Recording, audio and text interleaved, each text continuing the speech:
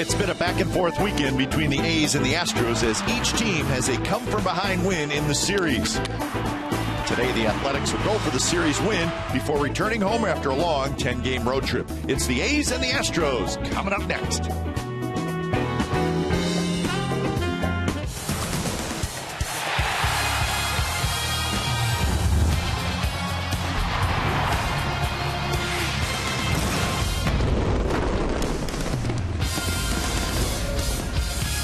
Well, the long road trip comes to an end today in Houston. We're at Minute Maid Park. It is the rubber game of the series. And the pitching matchup, Collin McHugh, a right-hander for the Astros, and Aaron Brooks, the right-hander for the A's. So a third and final game of the series. It is the Oakland A's and the Houston Astros, and it's coming up on CSN California.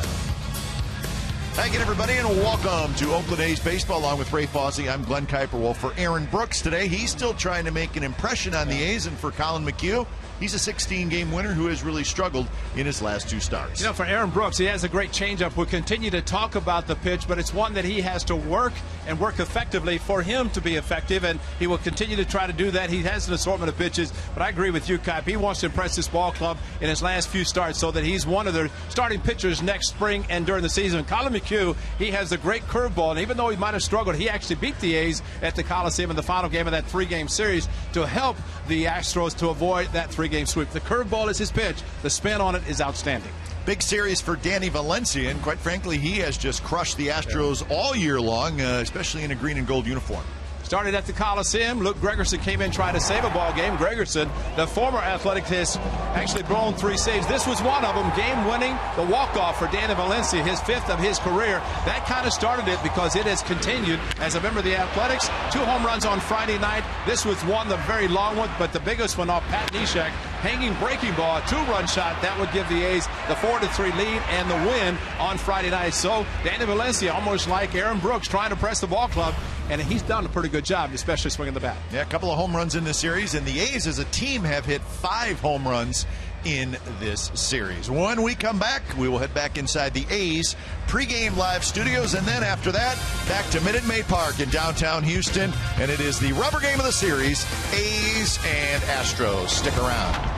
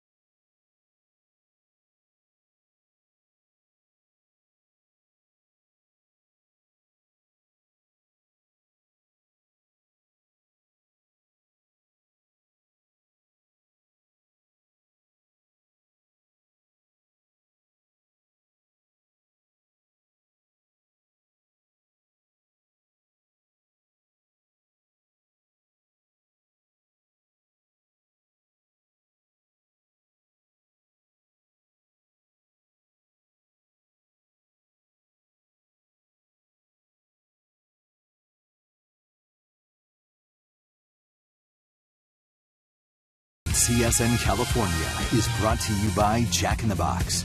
For a limited time, try the new Portobello Mushroom Buttery Jack with melted garlic herb butter. And by Toyota, the full-line automaker with the longest-lasting vehicles in America. Toyota, let's go places.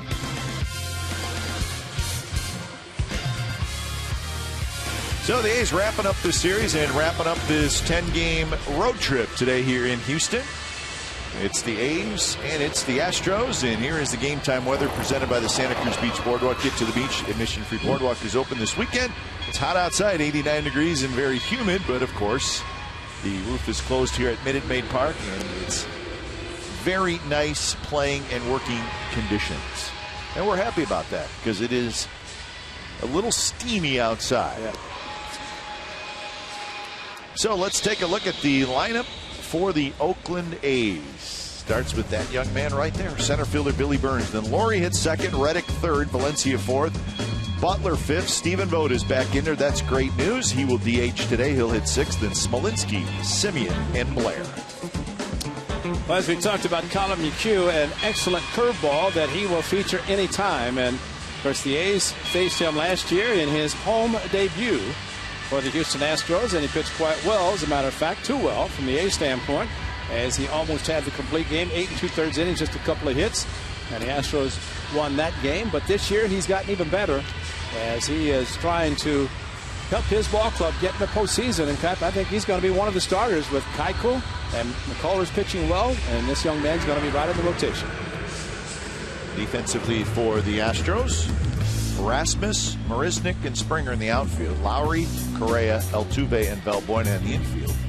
And Max Stassi is the catcher today. So we're set for baseball as Colin McHugh toes the rubber. A.J. Hinch and his Astros fighting desperately for a playoff spot. And the A's trying to play spoiler, even though none of us really like that word. But no. That's all you have to play for right now. You might as well be. So that part's good. Burns bounces one right back to McHugh on the second pitch of the game. 1 out. Nice play by Colin McHugh. Stuck his glove up and he made the play. Umpires today, Mike Malinsky calling balls and strikes. Marty Foster at first. Toby Bassner at second. Mike Winters, the crew chief, is down at third. So Sunday baseball from Houston. A's will head home after the game. The Astros will stay home for the most important week of their season, I think, Ray. Yes, you're right. Well, it's important for them here, but it's also important for them with the A's hosting the Rangers starting Tuesday night. So you're exactly right, because they've got the Angels here and the Rangers here, but in the meantime, A's have the Rangers at the Coliseum, and so. But I think this is great for A's. Have a lot of young players right now, and even some of the veterans. See how they're playing this final month, and Bob Melvin, of course, playing every game as if it's a World Series game and trying to win. And I think the young players can learn a lot playing these meaningful games in September. Astros will play the Angels Monday, Tuesday, Wednesday, off Thursday, and then the Rangers Friday, Saturday, Sunday. And there's your breakdown. Astros 29-46 on the road. Worst in the American League. At home 49-25. Best in the American League. So it's been an ongoing story really for most of the second half as Laurie swings and misses and he strikes out for the second half.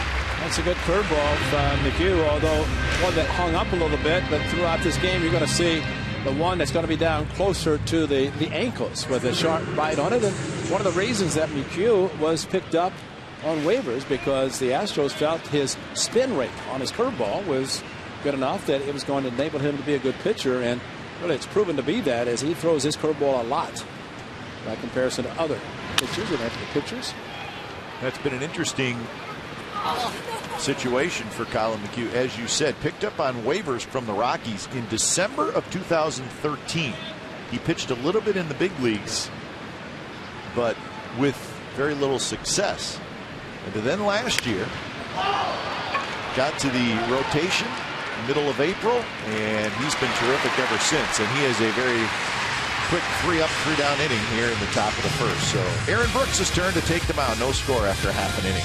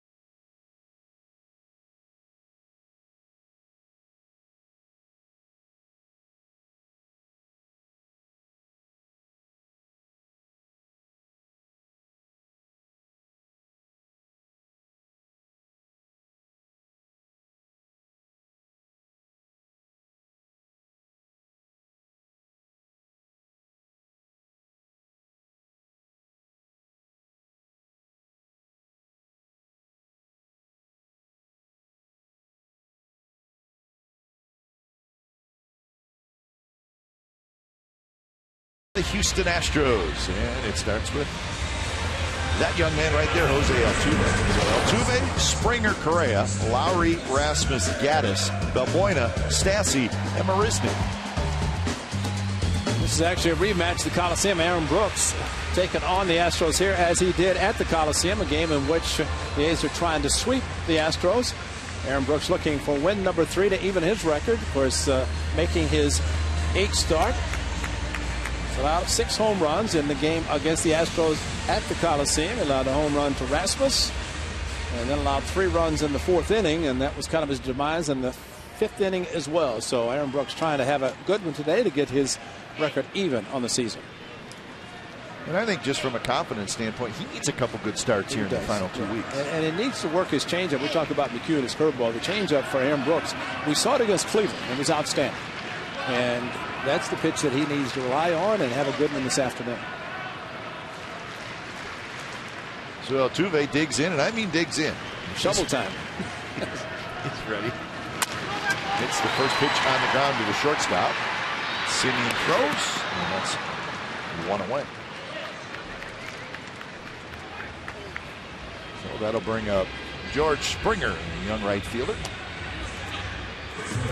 Defensively for the A's today, Smolinski, Burns, and Reddick in the outfield. Valencia, Simeon, Laurie, and Butler on the infield. And Carson Blair, it's another start behind home plate. Yeah, Kai Altuve took more time digging a hole at the plate than he did in swinging it. He's only the first pitch after digging this monster hole in the batter's box. So between Burns and Altuve, they 8 at bats. They like to dig in. Yeah, 8 at bats. That might see a total of about 10 pitches. Springer tries to hold up, can't do it. 1-1 count. Altuve, one of the players, does not like to take the field with the kids.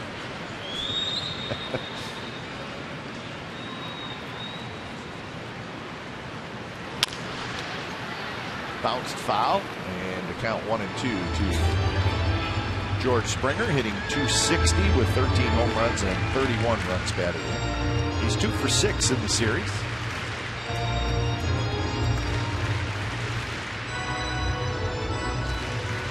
And a sac fly, a walk, a hit, and a stolen base last night.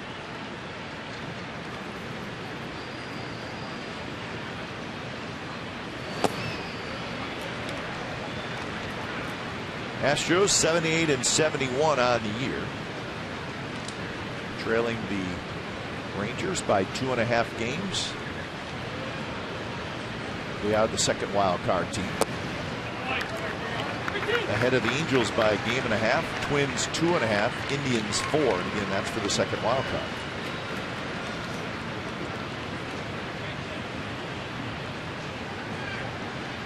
Astros. And the A's have split 18 games this year. So today's game is the rubber game of this series. It's the rubber game of the season series. Yeah. So there's your look at the division and the wild card as it stands this morning. So the wild card's still close. Yankees holding on to that top wild card spot, a 4-game lead. You know, we know Mike Scioscia, and Mike Scioscia is in every game, every pitch, as all managers are, but he's not looking at wild card right now. He knows the series coming up against the Astros is important, but he's looking at 4 behind the Rangers. And remember, they actually finished against the Rangers down in Arlington, 4-game series. Yeah. So if you get it to 2, take 3 out of 4. That's right. I mean, you give yourself a chance for the division if you can pick up a couple games between now and that final 4 games. And they have a chance to do it because they're going to be going head-to-head against the teams in front of them. And the Astros at this point, and then you go for the division, settle for a wild card, settle for any postseason. I thought Mike Matheny's comment, Jeff Luhnow, the general manager, and got a couple of ex-Astros in his booth. Is that Enos Cabell? Enos Cabell behind him, and the Hall of Famer this year, Greg Biggio, assistant to the general managers. 2-0 to Carlos Correa. You know, Enos Cabell was having some of the birthday cake for Bill Brown. Bill Brown, good friend Bill Brown. Next door to us, celebrating a birthday today. There's Luhnow and Enos Cabell having the cake, and he's hiding behind Jeff Luhnow, Enos Cabell, is, so he can't eat the cake. But it's a good chocolate cake, and it was good. Did you have some? Of course. I went over just in time. Wished Brownie a happy birthday, and there was the cake. 2-2 now to Carlos Correa with Lowry in the on-deck circle. I would have brought you some, but they ran out. Oh, that's okay. I know that you would have done that. Yeah, I was thinking about you, and they said, no, all gone. But Mike Matheny, the Cardinals clinched a postseason berth last night. That's right. And congratulations to them. But the thing he said, you never want to ever say you don't appreciate the opportunity to be one of 10 teams. And even though they're wild card, they're going for the division again. But I thought that was an accurate, very good statement by him. Bounced in. Oh, what a play by Valencia. Gets up, throws in time at first. Heck of a play by Danny Valencia. Went into a little bit of a slide, then popped right back up and got his throw off quickly. Well, we've seen some of those balls end up in left field. We saw it in Arlington, Texas, but a great play, taking the ball actually behind him. Only one play, and he immediately thought about first base. Of course, with Springer going to second, no chance there. And that's why you cannot hesitate. Any hesitation, look at the second base. And then Correa is going to beat it out, as he was just out by a full stride anyway.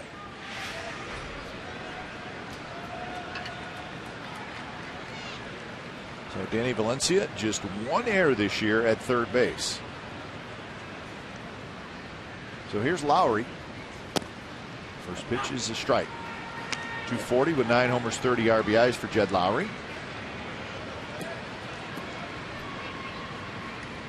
For Lowry, this is just his 59th game of the year.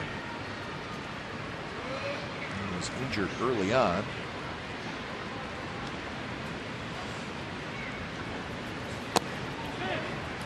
Close pitch, misses just off the plate inside. 1-1 to count. Cap, I think your point about for Aaron Brooks just trying to show that he's a good enough pitcher, maybe to stay in the rotation, be a part of this ball club. But you can imagine for a player, someone like Brooks or any other player, just trying to show what they can do and impress a ball club after being new. Drive to right, hit very hard, but Reddick back a couple steps, reaches up, makes the catch, side retired. So we have played one from Houston. No score, A's and Astros.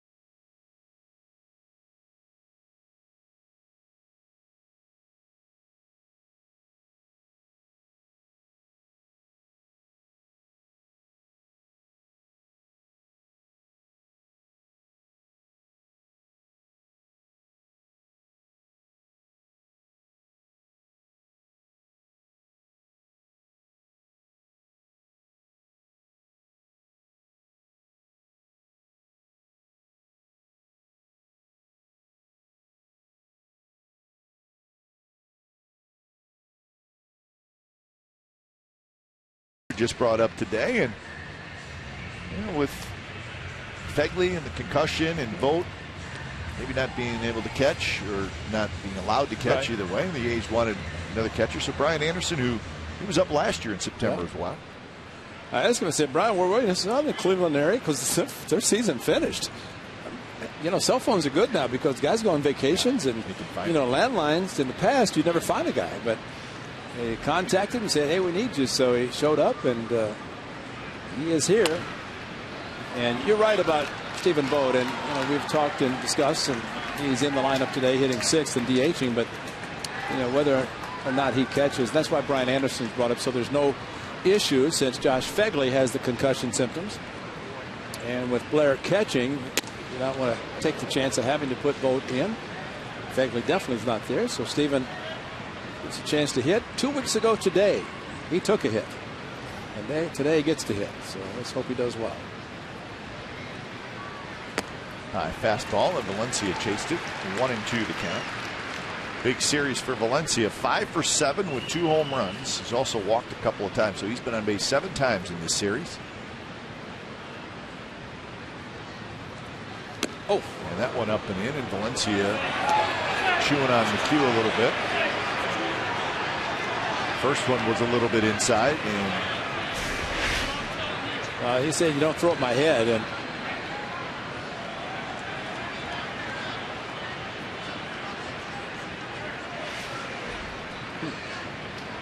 so 2-2 the count.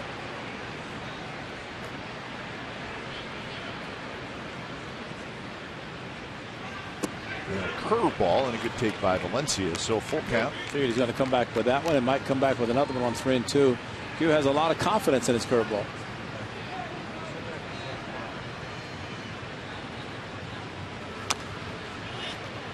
It's sinker there, and Valencia just got a piece of it. Breakdown for Colin McHugh. Cutters, fastballs, and that big overhand curve. An occasional changeup, so everything's pretty much hard except the curveball can vary the velocity of that one. Just a .170 batting average against that pitch.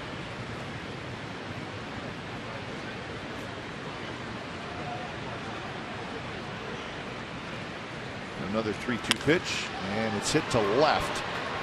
Erasmus hustling in, and it's going to fall. And Erasmus can't pick it up. Valencia thought about trying for second, but he stays at first. So it'll be a leadoff single. Curveball, and Rasmus a long way from it. And to be honest, I thought if Rasmus didn't get to it, it's going to be a double. And it did hang up, but Rasmus was playing deep, and in that left center field area, gets what you're talking about there. And mentioned in this series where the left fielder plays so far, and I guess Valencia is wondering if he's going to drop fair or not, but well, that's a double. He should be at second base, but he wasn't running. Yeah. So 1-0 the count to Butler.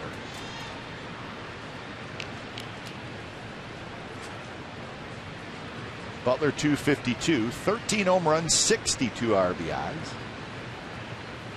And that one bounced into right field, a base hit.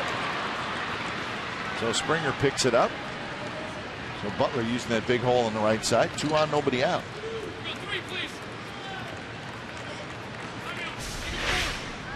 Well, Butler with the inside swing, inside out swing. And again, today no batting practice for the team. Neither team, actually. They had a parade on the field. So there's your hole. And you're right with the first baseman, Balbuena, holding the runner. That creates a huge hole on the right side.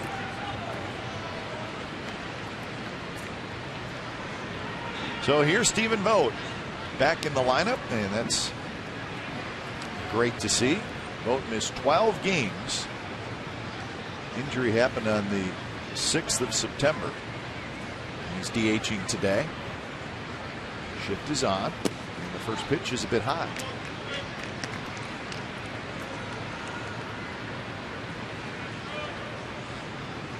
So McHugh in a jam here in the second inning.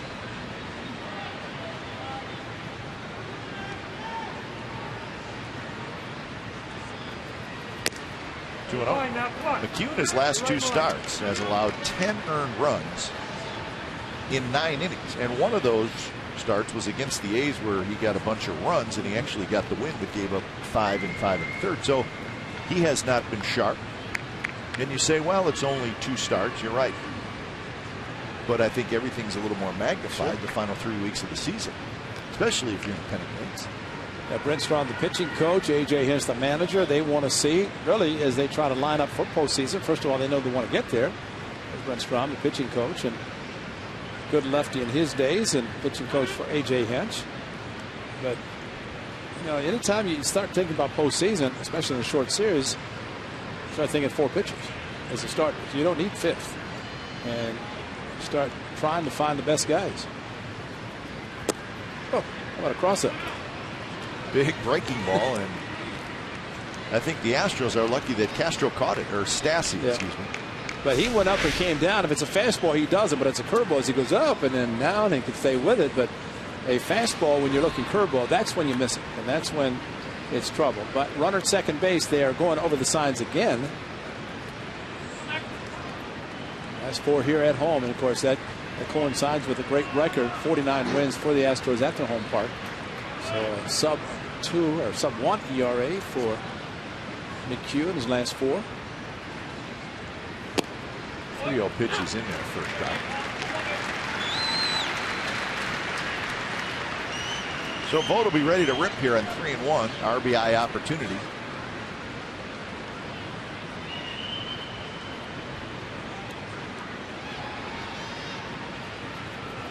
And a 3-1 breaking ball, and that just not the pitch you think you're going to get. And you know what? That leads me to believe that his control with his fastball, and while it looked like he was throwing at Valencia, he doesn't have control with the fastball, and that's why he's going his curveball, and he may come back with it again. You figure throw it 3-1, 3-2, throw it again.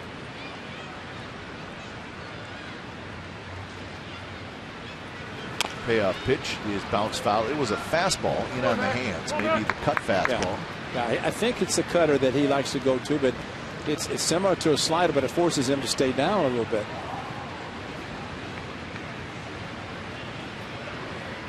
So as a hitter, you get a 3-1 curveball, you go, whoa, now what do I look for? Nothing, just for a baseball, try to make contact. And a 3-2 breaking ball, and Vogt swings and misses. That's a heck of a pitch, because I think even if he takes it, it's a strike. Exactly. Does not Colin McHugh know that Vogt has not faced live pitching for 2 weeks? There should be a rule. Yeah. That on 3-1, 3-2, you've got to challenge it. But no, that's a great curveball, and that's a pitch that maybe didn't break as sharply in Colorado or in the National League in general, but the Astros saw that it was a great curveball, and it's proven to be one of the best in baseball. And here's Smolinski. Drive toward right center, but Springer's going to get over there. Valencia will tag. Springer's got a good arm. He fires it back in, hits the cutoff man. So 2 outs now, runners at the corners.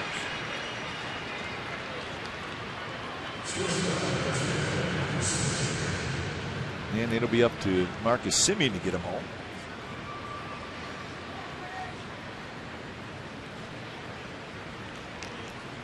He's come into today's game with a 64-85 record.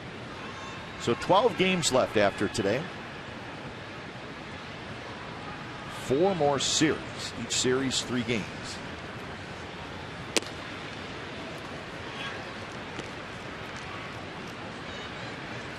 These are 4-4 here in Houston this year. And they're 30-36 against the West. 1-0 pitch, outside corner strike. It's not Marcus Semien, a home run, his 13th on a first pitch fastball from Scott Kazmir. And one thing last night with Kazmir, we did not see a lot of changeup or curveballs, just mostly fastballs. And Smolinski hit a 3-1. Semien a first pitch fastball, and Kazmir didn't make it out of the 4th. Driven to right center, and nobody's going to get it.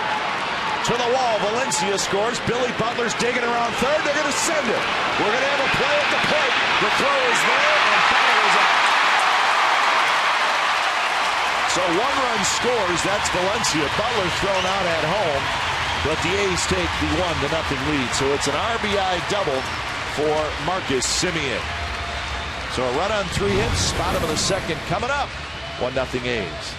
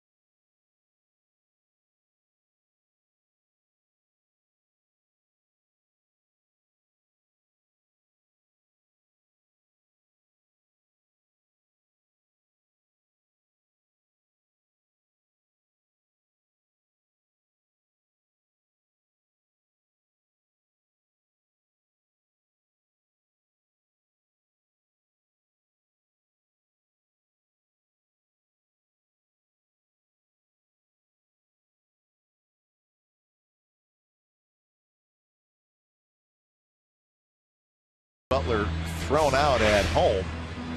Well, great to see Marcus Semien. Just, if nothing else, this last couple of weeks, he continues to do this. That's going to be impressive for the young man. Opposite field in the deepest part of the park. Billy Butler chugging, running hard. Ron Washington imploring him to run hard and be safe in his out by 10. But great hitting by Marcus Semien to drive the ball to the opposite field, and we're seeing more and more of that. Actually, when he hits the home runs, he reacts on those pitches, but he also stays inside the ball, which allows him to see the ball longer. So 0-1 to Rasmus. He'll be followed by Gaddis and Valbuena.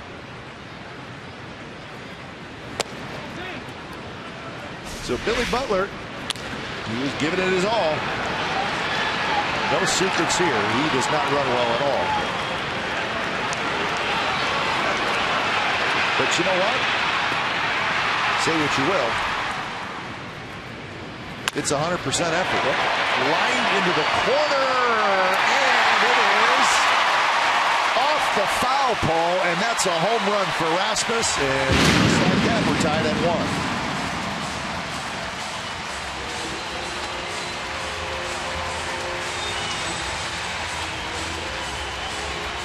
So Rasmus, number 20 on the year.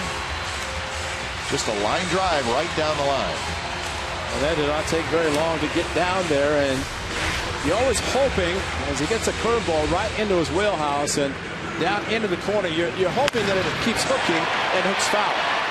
He hit it so hard, did not have a chance, and almost like the one Logan Morrison hit in Seattle. Just banged off the lower part of the fair pole, which extends a little bit to make it easier for the umpires. And Gaddis lines one to right, and that's a fair ball. Reddick does a nice job cutting it off and hustling it back in. And Gaddis has a single. And after the home run to the opposite field by Gaddis last night, the 3-run shot that some people on the A's side didn't think it was going to go out. Reddick shading him that direction, not a bad idea, because was he at 9 triples? Yeah. Big man, Gaddis, and at least thinking about maybe getting 2, but Josh Reddick a good job getting to the ball, holding Gaddis to a single, and always like to keep the double play in order. So a homer and a single here to open up the bottom of the second inning, and that'll bring up Valbuena.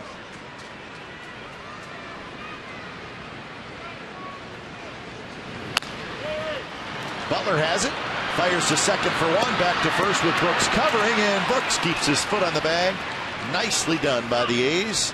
3-6-1 double play, and that is never an easy play for really all parties involved. You know, I think the most important or difficult throw is from the shortstop, in this case Marcus Semien, near the bag, but he has to make sure that the pitcher is there. And for Brooks, the pitcher, to make sure you get to first base as quickly as possible so that you're not trying to run, catch the ball, tag the bag, be a first baseman yourself.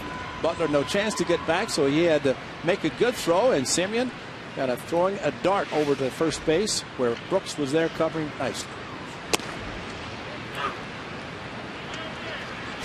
So Brooks, watch him getting over there. He's getting over fast, and he knows the ball to the right side. And this is the most important, the PFPs, but get to the bag, and then he can stretch if he's trying to run. Yeah, he's got to get there. I like to see that. And that's why catchers always remind a pitcher, ball to the right side, get over. And you yell at him immediately as soon as the ball is hit to get over. So hopefully they react quickly enough to get to first base, and Brooks did it perfectly. 1-1 the count to Stassi.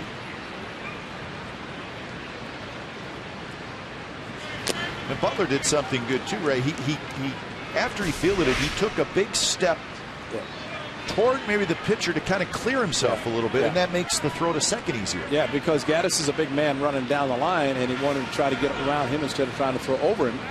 If you try to throw over, the ball's going to end up in left field. Close pitch, call the ball to Max Stassi. By the way, that home run by Rasmus, his 20th of the year, that's the 4th time in his career that he has hit at least 20 home runs in a season.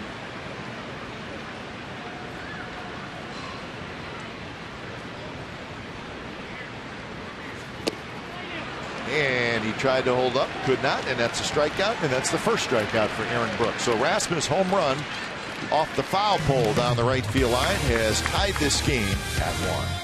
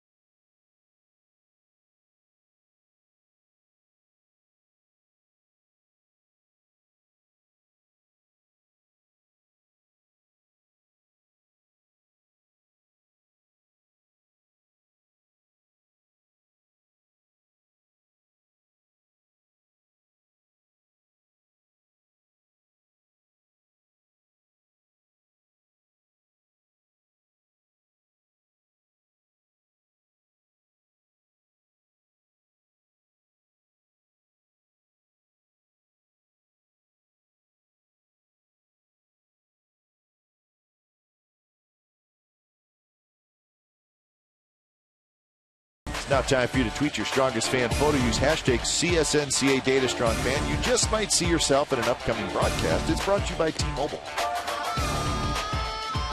Downtown Houston on a beautiful Sunday. A beautiful Sunday, a nice town, but we're ready to head home. Yeah, Houston 3 times in 1 year is enough, right? Yeah, it seems like we've been gone for a while, because we have been gone for a while. But a good homestand coming up. Off day tomorrow for these, and then the Rangers. First place Rangers playing very well. And then plenty of excitement over the weekend with the Giants in town in the final 3 home games of the year. And for the Athletics, their final game of the 2015 season in a non-West Coast time zone. Go to Anaheim and Seattle to close out the final week. So West Coast time zone starting tonight. I think your point was well taken about the games that the A's are playing in now, and it is good for the young players. Yeah. You got the Rangers coming in, And then the A's and the Giants, which I don't know if the Giants will still technically be in it, but there's always a good atmosphere, sellout crowds. And that's what's left for the A's. And then, of course, the Angels, they're going to be right in the thick of it. Final week, that'll be big. So really, your final 3 games in Seattle will not mean anything, but those are 3 big, fun series that are coming up for the Athletics. Well, definitely big crowds expected for Coliseum for the Giants over the weekend. And we know that Tim Hudson's scheduled to pitch on Saturday. I think everybody is hoping that somehow, some way, another part of the big 3 gets in that game on the Saturday. And I understand Mark Mulder is going to be coming in town. He is no longer playing baseball as analyst on one of the networks, but should be a nice weekend. 2-2 the count to Carson Blair. He'll be followed by Burns and then Laurie.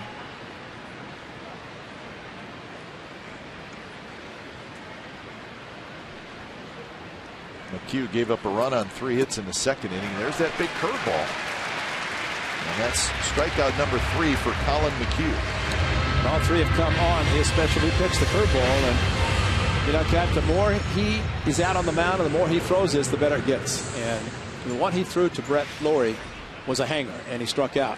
But the one to Vogt and the one he just threw to Blair, type of curveball that he wants to throw down, sharp breaking curveball, and have it end up down close to the ground.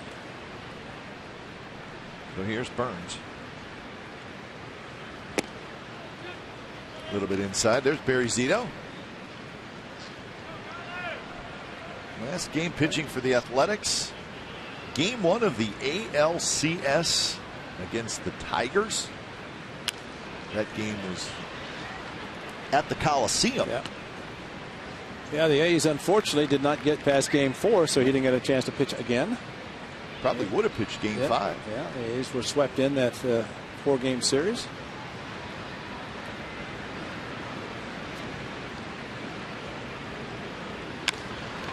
Chopped to third. Now replaying in. Throws across the diamond. 2 outs. I saw Barry walk to the bus today with a guitar. Which I think that's not the first time he's carried that guitar on the road. Well, he's serious. And matter of fact, I thought the story was great where he was actually at a songwriting, he was a singer-songwriter, and he was in the midst of writing a song, I guess, in Nashville, and said, I got to call you back. I'm in the middle of something. So,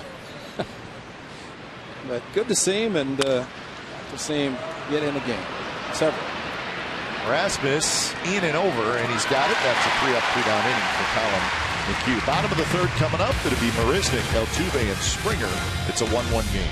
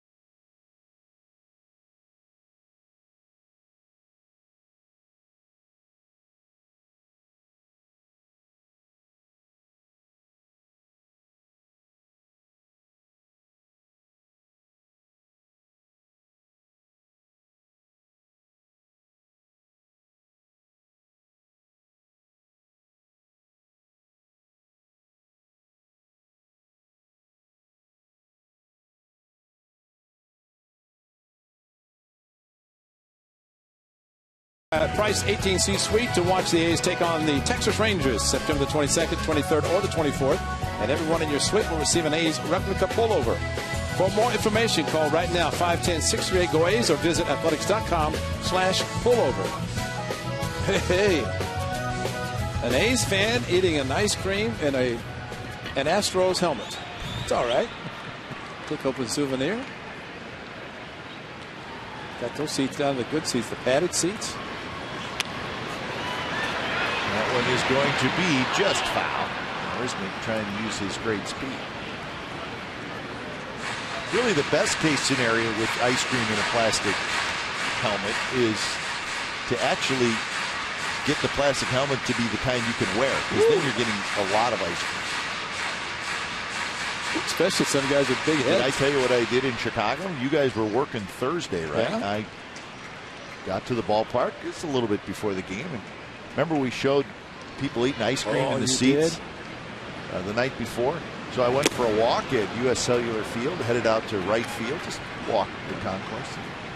I looked up and there was soft serve ice cream, and I went for it. So I sat out in the right field bleachers for 2 innings and ate soft serve ice cream. And I know you're going to say it was so hot it would have melted before you could bring some back. It was so good I ate it before it melted. And I actually really kind of enjoyed myself. And then it got better because walked back to the press box, sat down, and it was the top of the 9th inning. Hit a home run. There you go. Nice play, Valencia, but it scoots off his glove, and Marisnick would be aboard. So Valencia almost made another fine play. But it'll be a hit. Marisnick has tremendous speed, hitting the 9th spot, and once you have to leave the field, it's going to be a difficult play, and even more so if the ball clicks off your glove, which it did, just underneath the webbing. So the speed at first, speed now hitting, and I think one of the most impressive games of the Astros earlier in the season. He's had a 1-run lead, and this combination, Marisnick and Altuve, got on base in a double steal, and that just opened up the whole inning. So if they're down, they will run, and they run, they hit home runs, and that's a big part of the game. Marisnick, a good base stealer.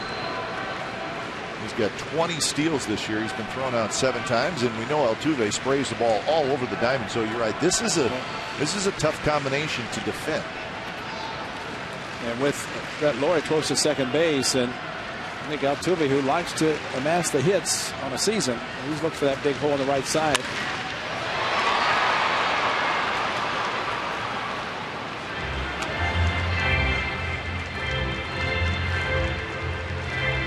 A catcher and Altuve came up. I mean, what would you be thinking? How do you pitch this guy? Swings at everything, hits everything. If you had a pitcher who could actually bounce a pitch, just do that. He would swing. He's swinging. He's going to swing at pretty much everything.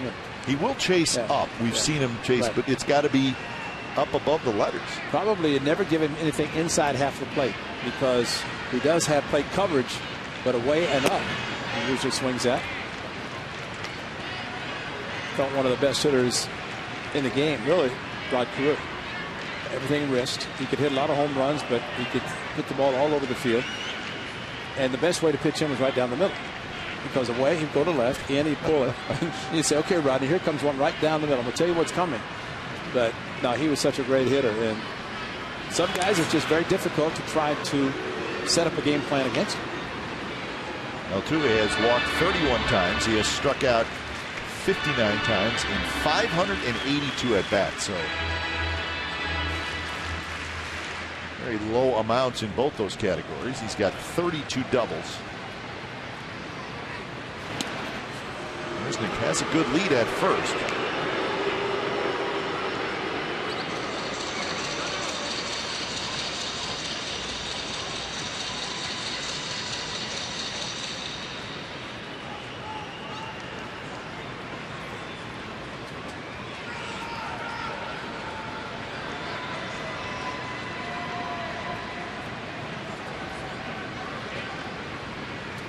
Altuve stands well off the plate, kind of dives into the ball a little bit. Marisnick bluffs going.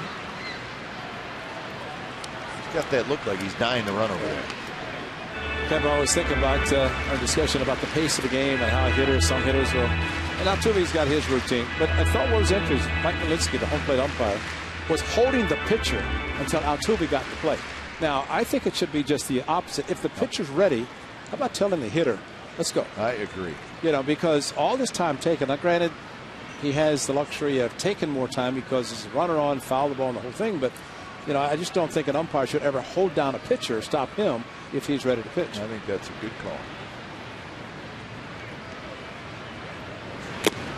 And Altuve on a foul tip strikes out. Strikeout number 2 for Brooks. Well, that's an elevated fastball like you're talking about, a little bit away from Altuve. And not only was he trying to hit, he's trying to pull a pitch upwards outside instead of trying to hit the hole on the right side. That's a huge, huge swing for a 12 home run hitter on this season. So 1 out. The pitch usage breakdown for Brooks. Fastball change. And when the change is good, he's good. Strike call to Springer, who walked in the first inning. It was a perfectly thrown cut fastball. Outside corner, tempting, didn't swing, called strike.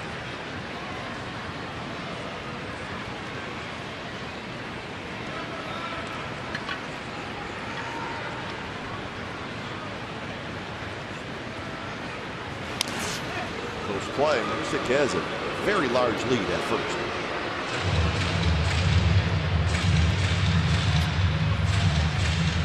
I'm a little surprised he hasn't attempted to run so far. And this is a time where the stopwatch, throw it away.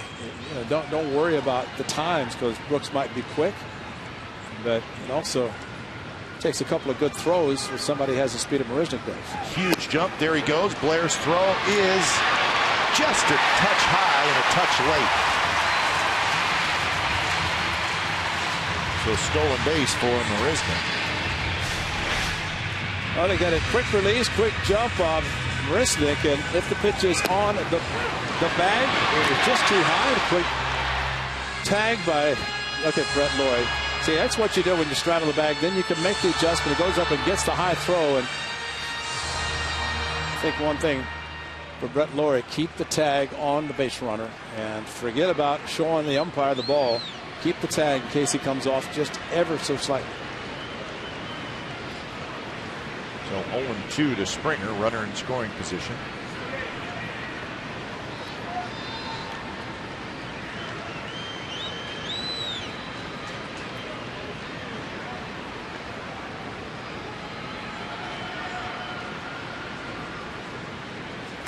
Pitch, and Springer just got a piece of it. But I tell you what, watching the replays of this, you can see why it's dangerous sliding head first.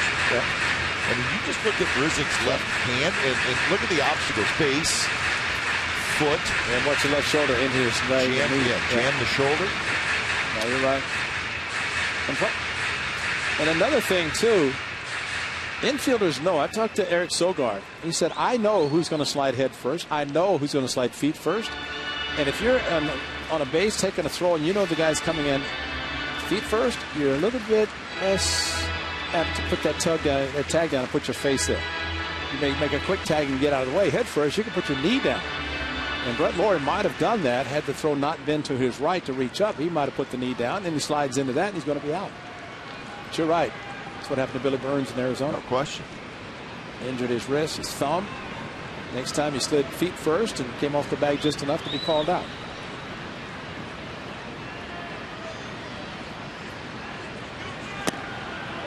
A little bit high with the fastball. 1-2 to Springer.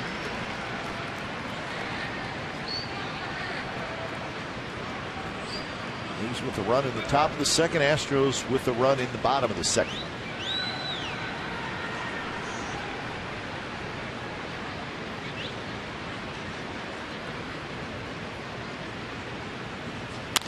Springer hits it hard to Valencia. Valencia fires to first, and Marisnick goes to third. And now there are 2 outs. See Marisnick running, and Valencia thought about trying to go for him, but decided he better get the hitter, and good idea because Springer does run well. And Valencia playing a little bit deep, and when he caught the ball, it's always the thought with the runner coming in front of you, it might try to tag you. But there's no chance, and that's why I got the sure out at first.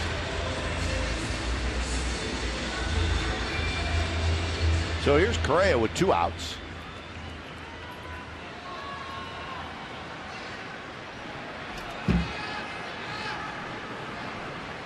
Correa grounded out to Valencia in the first inning.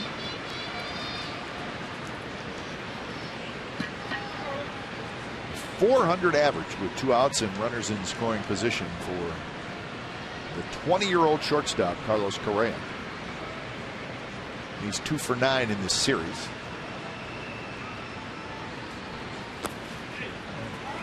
Blair saves a run with a nice block.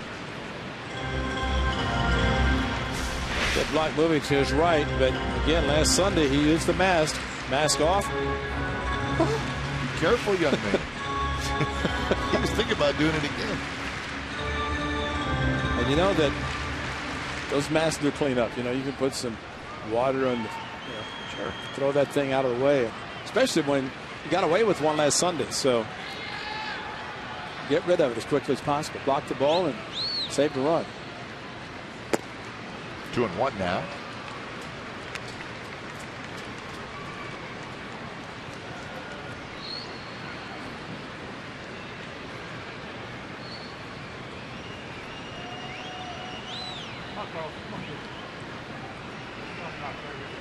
Brooks, good job with first pitch strike so far.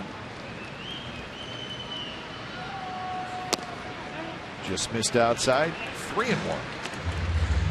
Lowry is your on-deck hitter.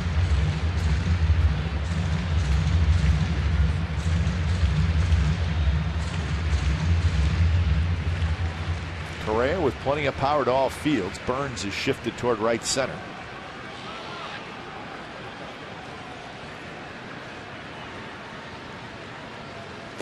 And a 3-1 changeup is in the dirt, so it's a 2-out walk. Runners on the corners. Second walk by Brooks.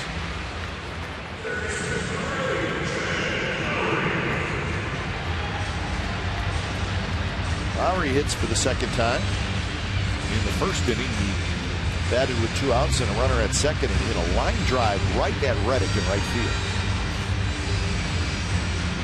Lowry now 3 for 9 in the series. He's got 3 RBIs.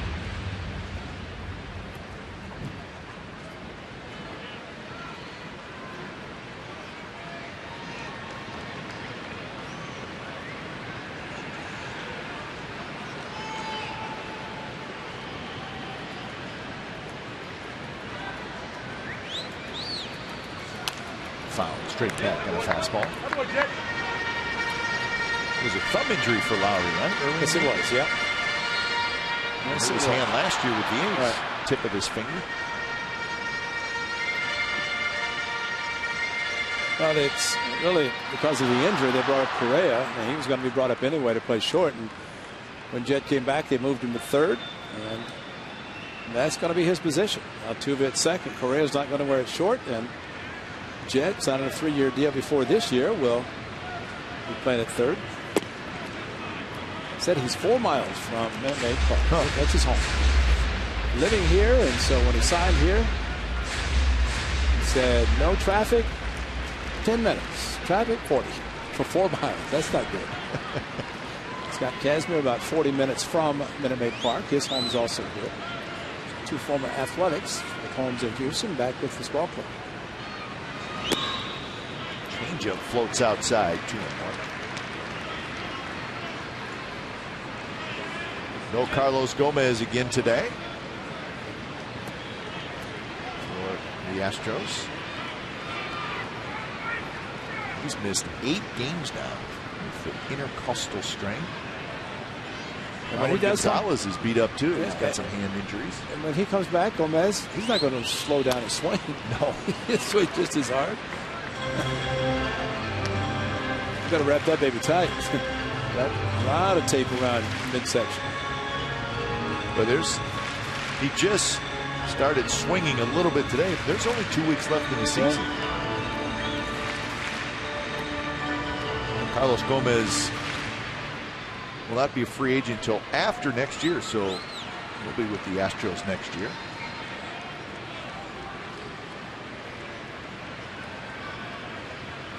2-2 to Lowry. Just missed inside. 3-2.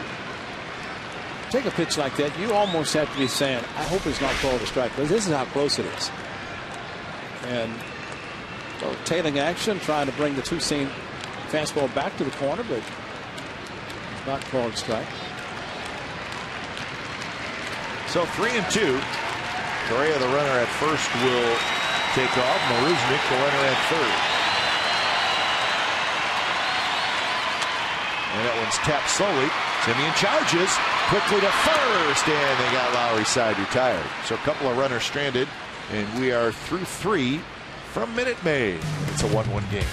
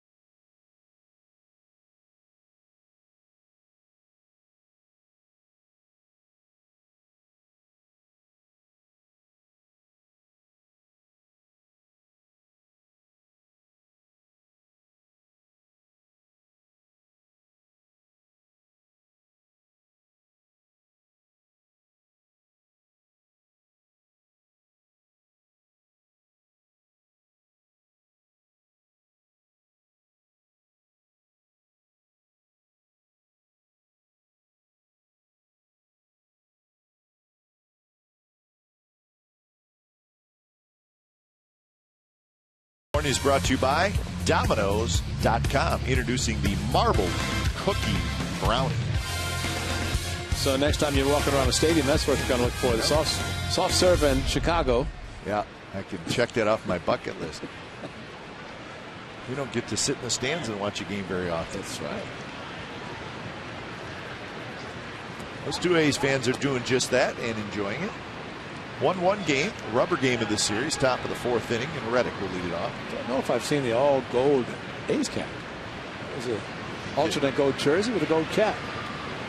Get anything you want now. Yeah, oh yeah. But you're right, that's not a cap to see very often. The all white with the A's logo is okay. See, if Charlie Finley had known about that, we'd have been wearing gold caps. Goodness, yeah, you guys would have had everything. All gold. They look like giant canaries. Reddick, high and foul down the left field line. Reddick popped out to end the 1st inning. He's 1 for 5 in the series. That one hit a home run.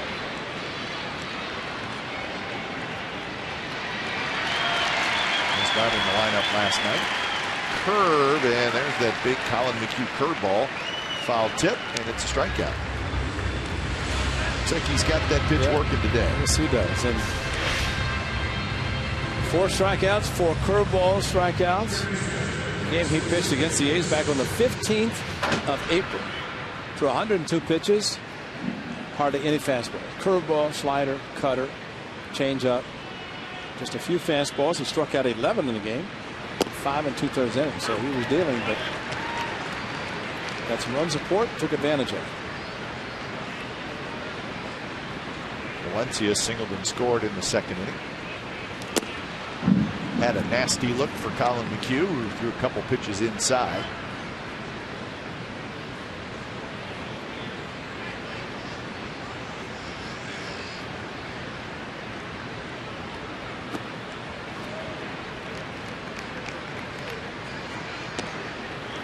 McHugh does not waste a whole lot of time. He's a get it and go guy. Yes, he does.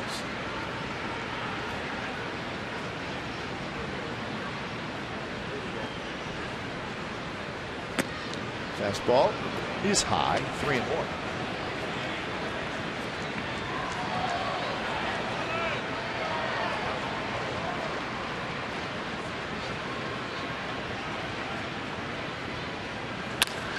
Bounce to McHugh, reaches up and grabs it. Underhands to first, 2 outs.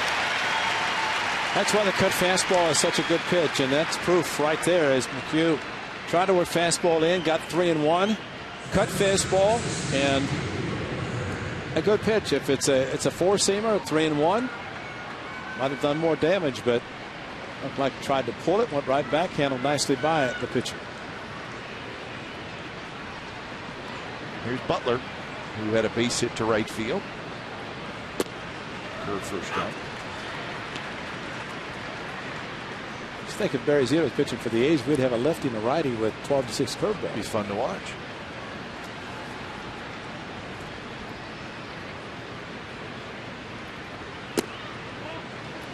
Butler with his hit is 2 for 8 in the series.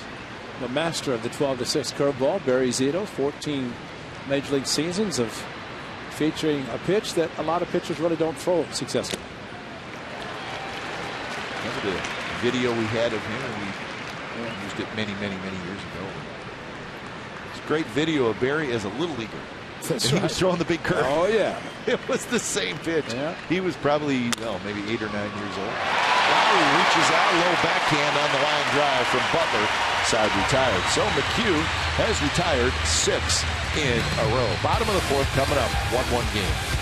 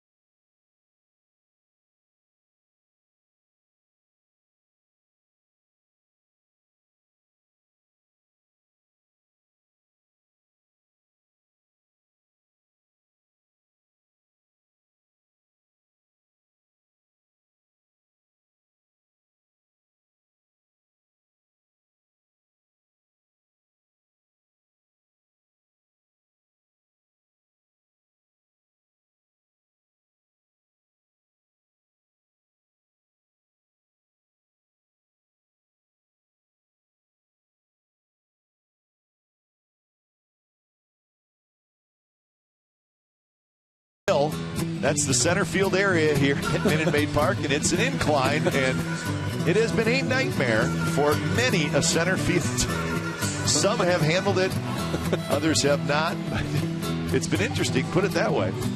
And we bring you these highlights because Tal's Hill is in its final season. It's going away next year. Remember that play? Yeah. So that incline out in straightaway center field will be gone. Maybe not gone, but flattened out, and the fence is going to be much shorter. It will not be 436 feet. So there'll be some changes out there next year. 408 feet. So you can imagine you can hit a ball 28 feet shorter distance and hit a home run than you have to at 436. But the one thing, I have never ventured out there and never embarrassed myself trying to catch a fly ball there, but I've been told that the grass is very soft. You see how the guys were kicking up the dirt and the grass, but unlike the infield and the outfield, that grass evidently is very soft to the point that it's nice landing. And I guess that's appropriate considering guys have fallen all over themselves trying to catch balls out there. Well, if you would have asked, I would have hit you some fungos out there. No, thank you. No, our last trip into Houston this year. No, because video cameras are everywhere. I went out there early. let you roam around Tal's Hill, and I'll just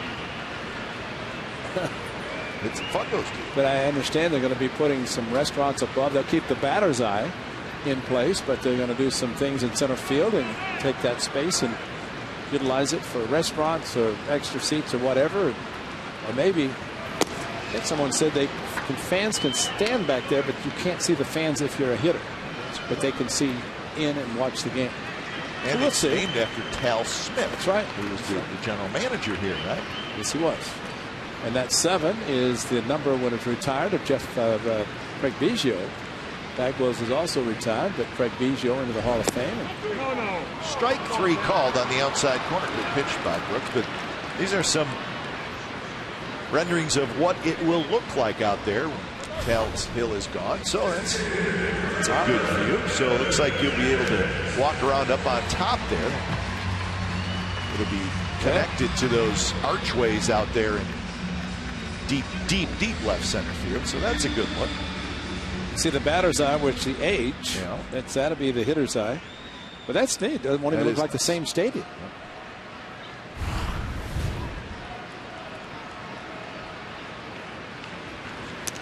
And also, I mean, you're wondering, well, why the heck is it there? Well, if I remember correctly, the Crosley Field in Cincinnati had a little incline like that all the way around their whole fence, but it was a smaller incline. It was, what, maybe 6-7 feet or something like that. But if you see old pictures of Crosley Field in Cincinnati, you will see that incline. Valencia has to quickly throw, and they get Gaddis. Played some exhibition games there before they moved to Riverfront when the Reds were still at Crosley Field. And so notice that incline. But, you know, hitters really very rarely ever hit a ball straight away center that is caught up on Tal's Hill. You see some guys catch at the base and then fall down as they run up it. But, you know, that 408 is a long way to straightaway center. And then you can imagine 436.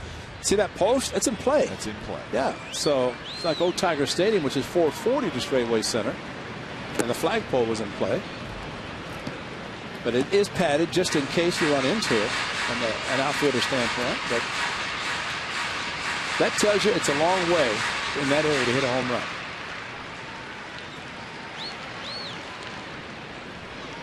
The 1-0 to Valbuena. 1-1 to Valbuena. If you remember at Municipal Stadium, they had temporary fences up. And at one time, they played with no temporary fences. And it was something like 500 feet to straightaway center to the bleachers in center field. The flagpole would have been in play there, too. Right? But I remember one time, Frank Howard came in to take like a home run derby. And they turned the batting cage around so the first baseman was the pitcher.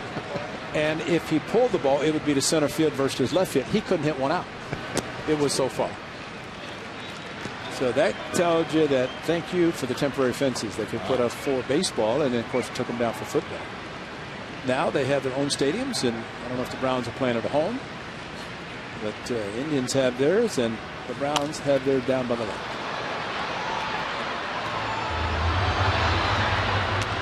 So think of all the new stadiums in baseball. Milo Hamilton had just passed away earlier this week, broadcasting 59 Major League Stadiums. 59. And you think about the older ones and then the newer ones that he broadcast in. Fort Frick Winter, Milo Hamilton, and nice tribute to the late Milo Hamilton on Friday night. Billy Butler has it. And Aaron Brooks has his first 3-up, 3-down inning. We're headed to the 5th. In Houston, it's the A's won and the Astros won.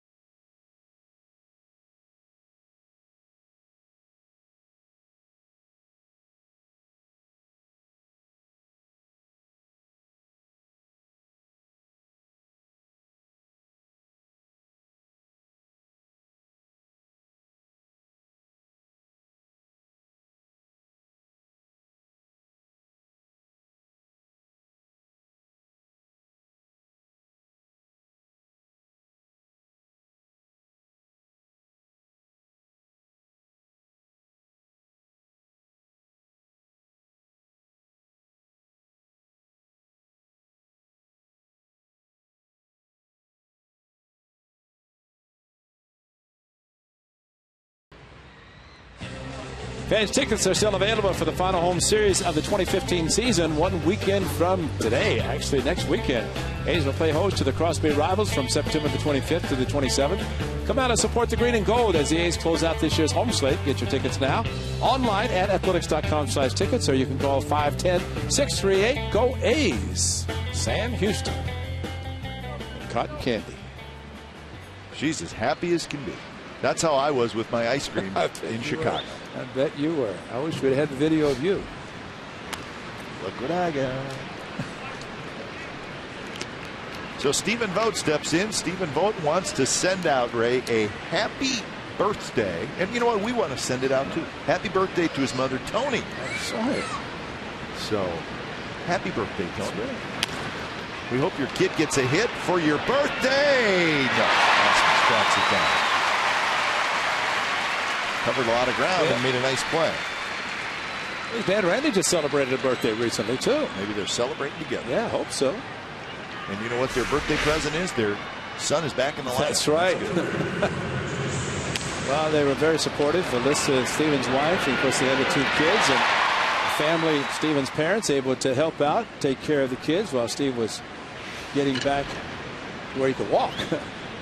And now he's able to swing the bat and run, and it's great to see. Well, we could tell them that their son is one of our all-time favorites. Yes, he is. And we mean that, not just saying. Well, and that's why he would like to catch, but I still say, as long as he can swing the bat, catching is like riding a bike. You know, you can put on the gear and go back behind the plate. I mean, after all, last season, he couldn't catch because of his foot issue. He had the surgery in the offseason. So he did a very good job in spring training coming back, having not caught that much last year. And proved to do so well. His peers thought so much of him, they voted him into the All-Star game in Cincinnati this past summer. 1-2 to Smolinski.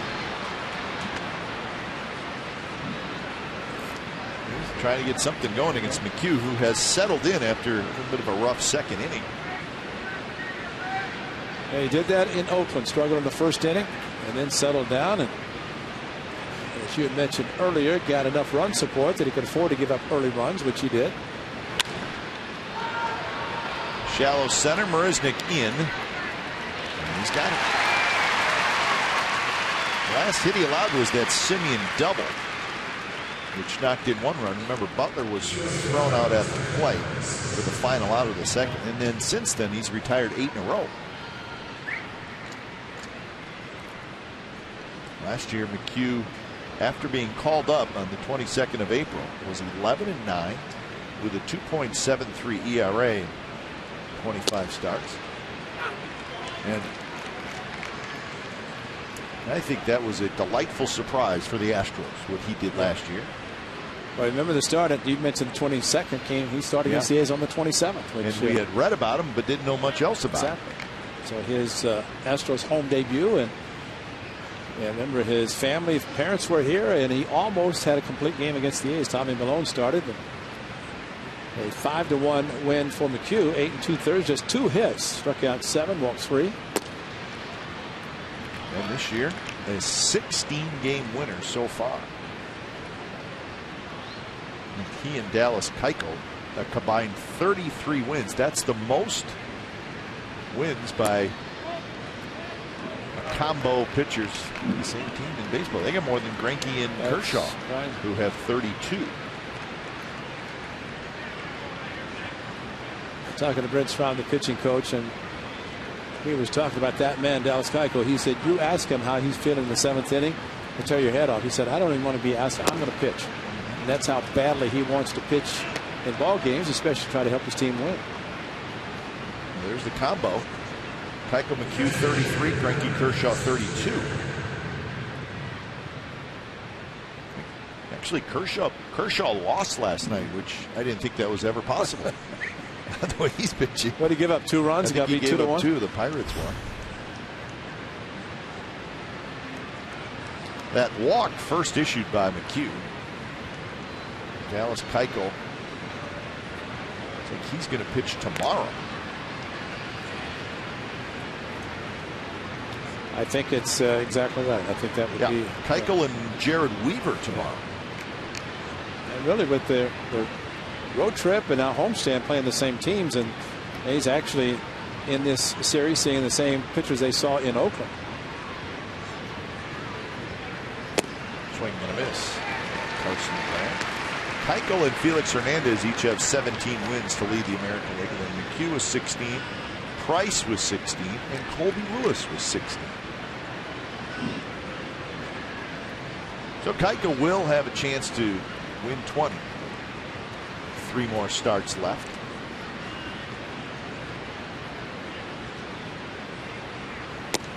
Missed outside, 1-1. Hey, guess who's pitching game 2 of the series against the Rangers? Colby Lewis. You knew he was going to find a way to face the Athletics. Felix Hernandez pitching today. The Mariners and the Rangers just underway. No score in the second inning. Hernandez and Holland. It's the rubber game of that series. High pop-up. Right side. Valbuena going down the line. And it's into the seats. How many wins for Felix? He's 17-9. He's got 3 starts. 3 starts. So he'll come back short against the A's, because if you look today, Sunday, Friday, Wednesday, Monday. But he'll probably come back and pitch the final game if he needs. Yeah, if he's sitting on 19. Yeah, because if he stays on turn, which I'm sure they will keep him trying to get to 20 today, then Friday would be his 5th day. Wednesday would be the 5th day, right? And then the following Monday. So come back short. Got the whole offseason to rest. Yep. And it would be appropriate. The A's seeing the Mariners 6 times this year. That would be a 6th start against the A's.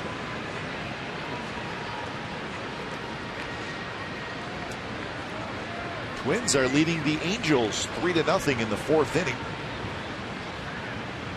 So the Twins trying to avoid being swept. Angels have won the first 3 games of that series. Shoemaker and Duffy, the matchup there.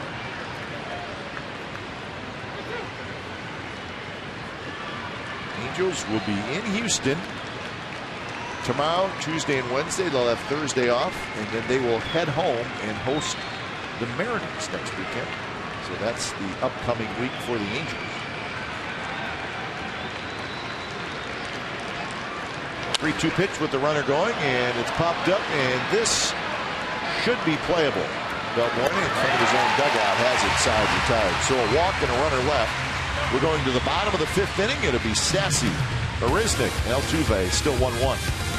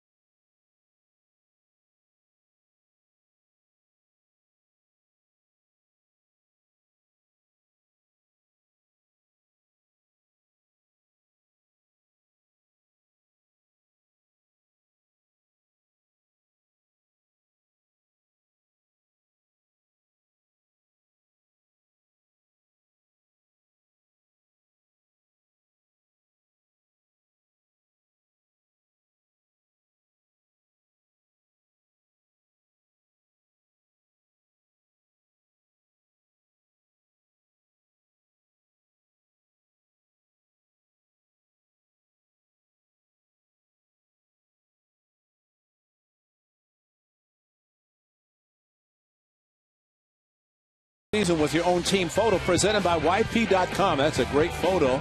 Great one to get at the Coliseum on Tuesday, September the 22nd. That's when the A's will host the Rangers. 10,000 fans go home with a 2015 team photo, a perfect souvenir for collecting autographs from your favorite A's players.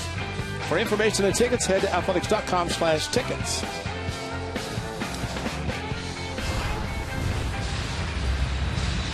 So it's a 1-1 game, 1-3-0 for both teams. Bottom of the 5th inning. So McHugh and Brooks both pitching well.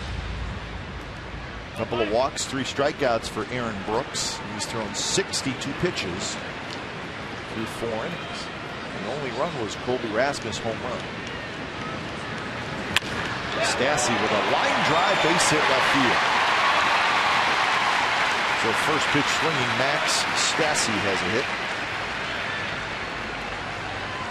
Well, not surprising, we had seen Jason Castro in the series the first 2 games, and Max Stassi came in late last night and hit an opposite field home run for his first major league home run, and this afternoon getting the job catching and pulls it down the line in his first hit of the game after striking out his first at bat. But one thing about Stassi, he's always been a good receiver and he throws well.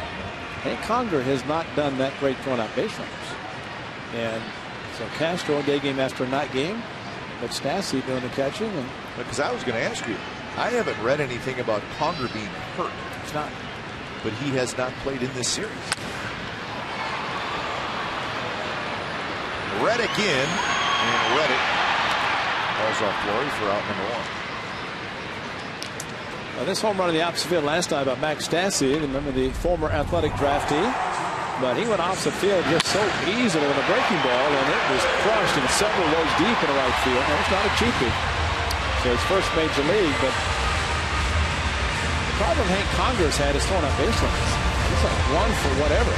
And if you're facing a team that might be running, or really any team with them back there, they just has not had a lot of success throwing out base runners. Probably a better hitter. Did a couple of grand slams this year, double figures in home runs.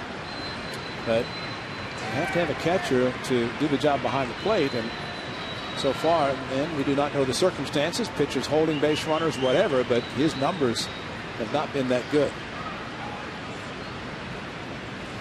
Altuve goes after the first pitch, hits it foul.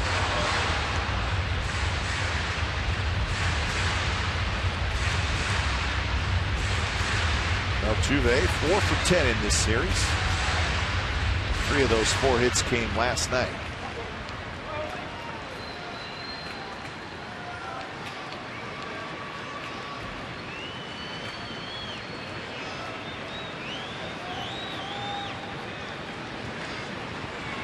A little bit outside. Indians leading the White Sox 3-0. In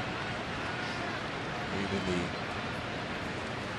5th inning, Indians just hanging in there. They're 4 back of these Astros in that wild card race.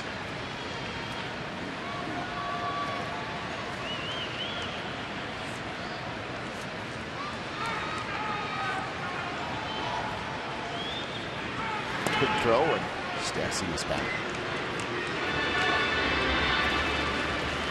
So that is official, huh? The Cardinals are in. I think the Cardinals got in because the Giants lost, and that's a postseason berth.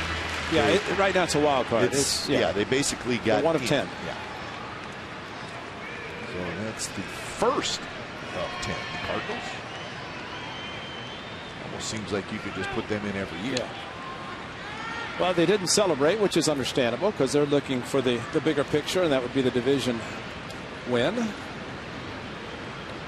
you notice today, the standings, the 3 best records in all of baseball: Cardinals, Pirates, Cubs, all in the same. So that's not just in the National League. That's the 3 best records across the board. And they're going to go head-to-head down the stretch down the last couple of weeks. So the division and number 1 wild card, which the number 1 will host the wild card play-in game.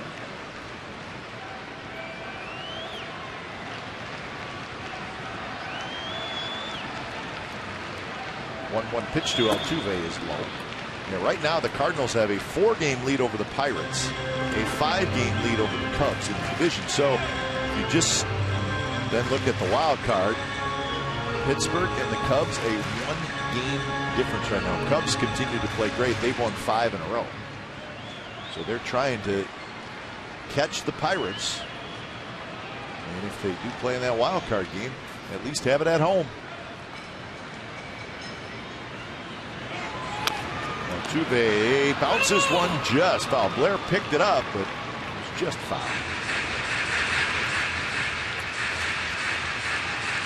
Well, it's a hit and run, and not a bad guy with Altuve swinging the bat, making contact, and spun back. Woof, what's wrong with that? Ball looked like it's fair, didn't it? It did from that angle. As it bounced back, it looked like it stayed on the line, though. If it spins fair, it's fair, right? That's right. Yeah, he could hit behind the plate and spin fair, and it's a fair ball. And the umpire right on top of it called it foul.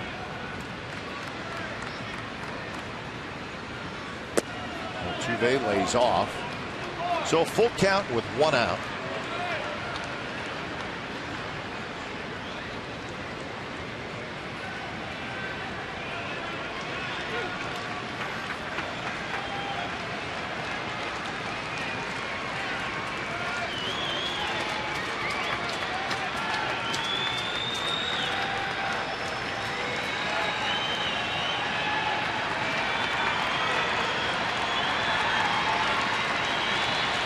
Yes, he runs, and the ball's hit foul.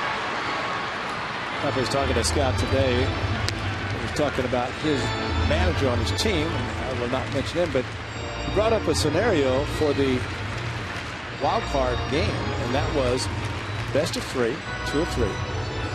But to penalize the wild card team, you start the division series immediately after the 3rd game. Sure. So you don't allow the winner to use his #1 starter. So you try to get in, but you're not going to be able to use your top starter for that first game of the division series. And I think that's very fair. Well, but it at least takes away that one game must-win situation that the playing game does do.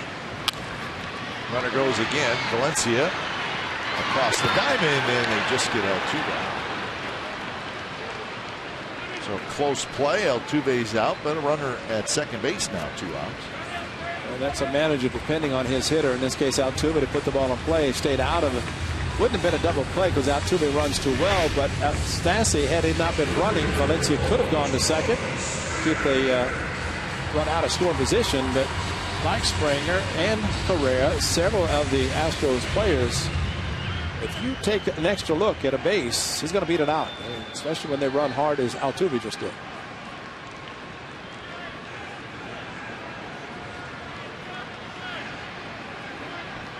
So here's Springer. But I think a lot of people, most people in baseball, would probably like to see the wild card game turn into a 3-game series. Yeah. And I think most people would like to see the division series be 7 games instead of 5. Yeah. You need more days on the calendar for that. Yeah. That's really the issue.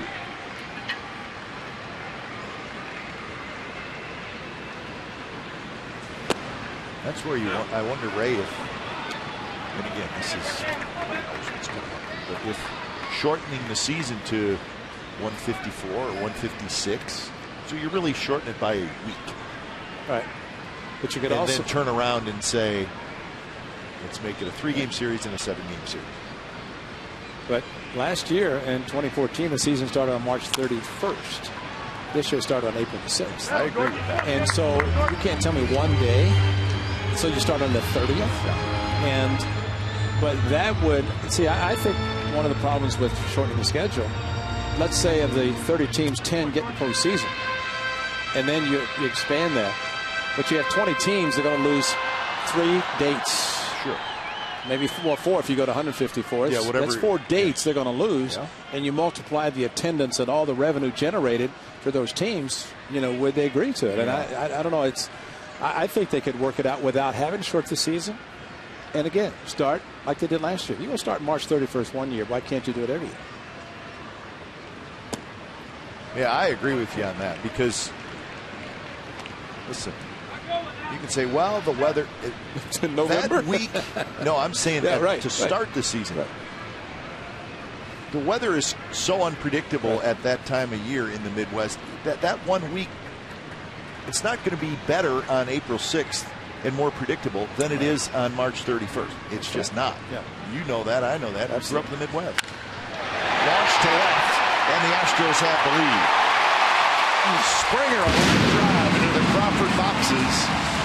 His 14th home run of the year, 3-1 Houston.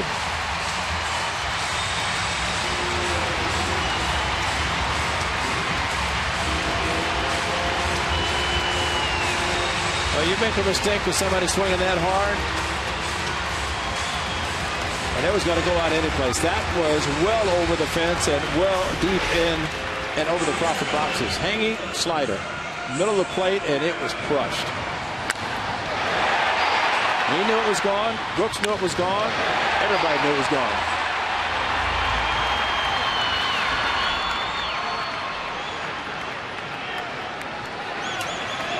So the Astros, they use the long ball about as well as anybody. It's their go-to thing offensively, and gives them the lead here.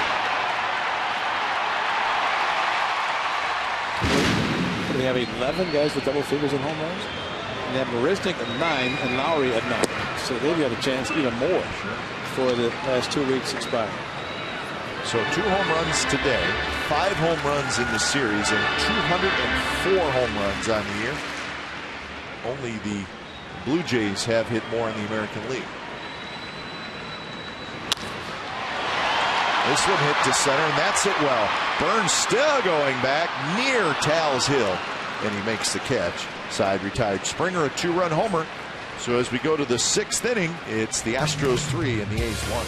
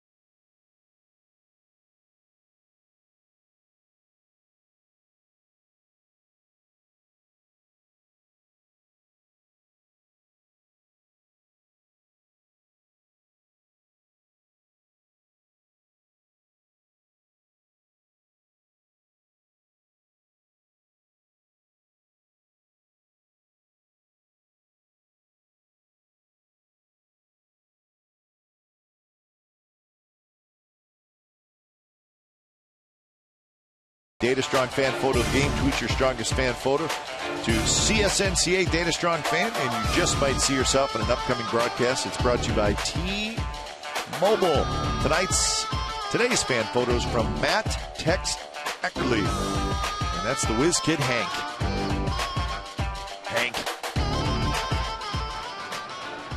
Eckerly. Could be like Eckersley. Yeah. Hank looked like a good one. He's now trailing 3-1 here in the top of the 6th inning against Colin McHugh. A's have not had a hit since the 2nd inning, and only 3 hits in the game. Burns has grounded out twice.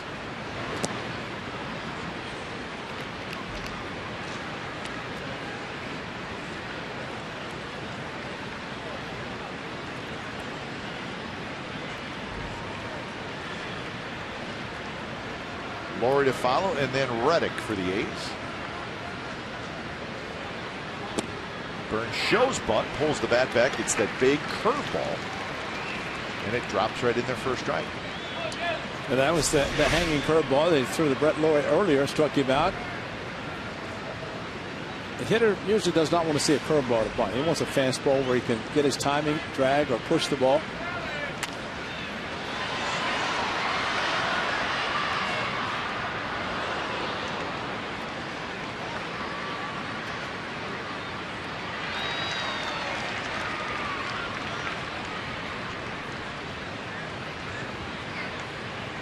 Burns appeared as a pinch hitter on Friday, and then back in the starting lineup last night. And he hits it hard. Diving play by Valbuena, who hustles to the bag, and he takes a hit away from Burns. So nice play by Valbuena, the first baseman. Played up just far enough, and with a breaking ball, Billy Burns tried to shoot it into right field. Good job hitting the ball on the ground. Just couldn't find the hole. And the ball hit that hard, and see how quickly Valbuena has to get up and hustle the bag because of the speed of Billy Burns. So here's Laurie, who fouls it straight back. Laurie has struck out and hit a fly ball to left field.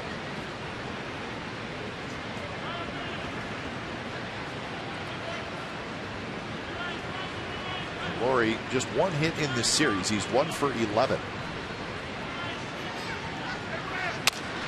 And McHugh grabs it. Take that cut fastball, and it's just like really like a nice little tight slider, and you see it just work its way toward the end of the bat, and there's just not a whole lot you can do with it. Well, there was an error throwing the splitter, which was a tough pitch for a hitter. Then you develop, I don't know how many pitchers don't have the cut fastball. Most have the 2 and 4 seam and a cutter. Well, the cutter is just enough of a movement on the pitch to get it off the sweet part of the bat. So here's Reddick.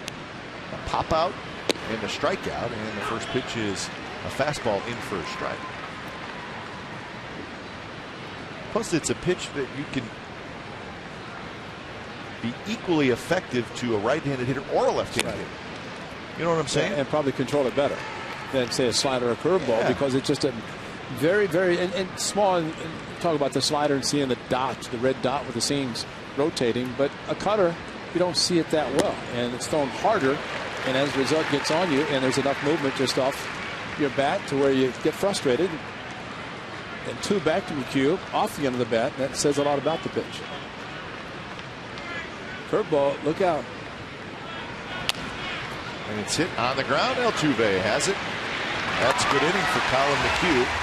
3 ground ball outs. Bottom of the 6th coming up. It'll be Lowry, Raskus, and Gaddis. 3-1 Houston.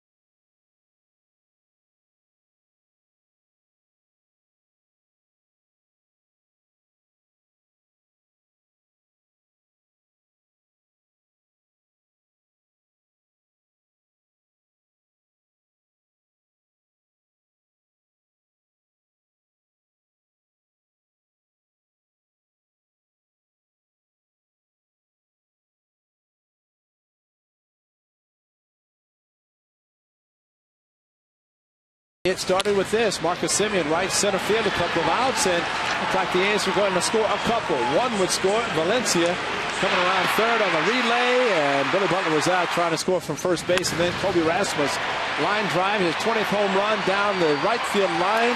Chick-fil-A for everybody, with the ball hitting the Chick-fil-A foul pole, and then a 2-run shot by George Springer after Max Stassi had singled. A 2-run shot. That's your scoring. A couple of home runs by the always hitting Houston team. And they lead 3-1 into 2 at the bottom of the 6th inning. Find out what's possible with AT&T. Call 1-800. Pick AT&T, mobilizing your world. But anyway, last year the Houston Astros hit 163 home runs, third most in the American League, and it seemed like a lot, right? As we said, this year now, 204. Well, adding Evan Gattis is 25. He was not with him last year. Nice play. Throw to first, and it's past Butler. Now, Laurie had a little trouble getting it out of his glove, which it's not easy to do after you've made a diving play because you are hurrying.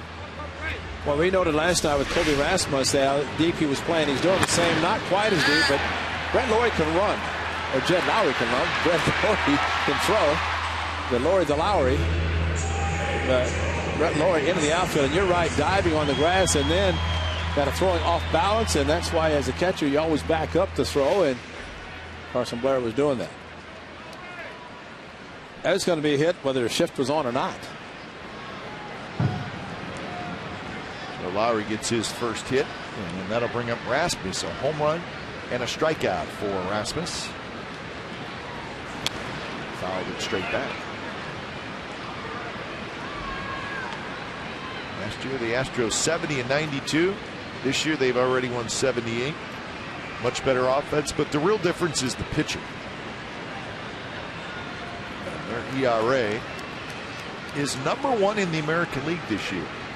Last year they were 12th in the league in ERA.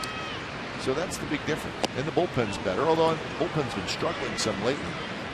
The bullpen was pretty close to a disaster last year. Oh, absolutely. Much better this year. Especially against the A's. And Jeff Luhnow, the general manager, decided to make the big changes in the bullpen. And Balls, Fields, Sip came back, but they had a Gregerson and Pat Neshek. A couple of notables that have done a good job. They're all getting loose.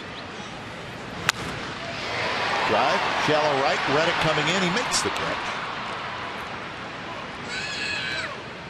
So Rasmus is retired, 1 out here in the bottom of the 6th inning. I think that shows right there how good of an outfielder Josh Reddick is. How many times do we see a big swing from a hitter and the guy breaks back?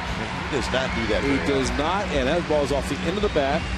And I don't know if Josh can tell with the crack of the bat that it was broken off the end of the bat, but he broke in. A lot of times, guy breaks back just enough. Ball's going to land in front of the outfielder, but Reddick read it perfectly and really took a hit away from Rasmus. Looked like it was going to be another single.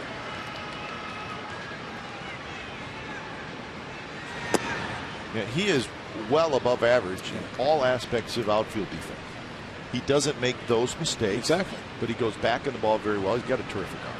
I think the case of Reddick, who is an excellent outfielder, he throws well, he gets good breaks, but that's where you add how many runs he saves and how many he drives in. And you combine the two, it's pretty impressive. Gattis takes a strike down around the knees. Gattis has singled and he has grounded out.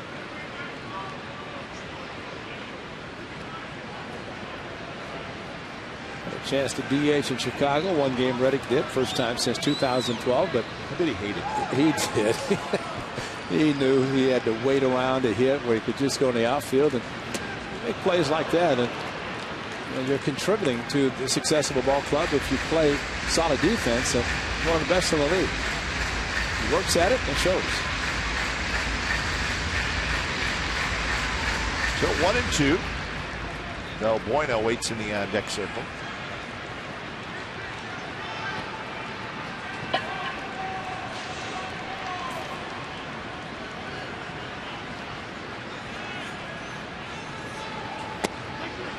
Strike 3 called, and Gattis knew it. He heads back to the dugout. Strikeout number 4 for Brooks. A good fastball outside corner, and Evan Gattis, who hit a similar pitch for a home run to right field last night. That ball tailed back to the corner, and that's probably what froze him. Looked like it might have been off the plate initially when he saw it, but it did catch the outside corner.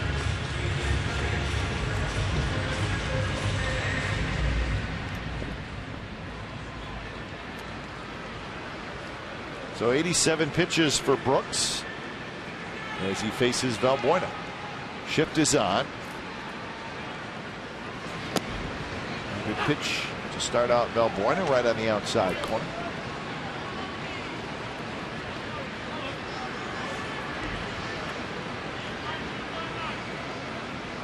Valbuena has grounded out twice.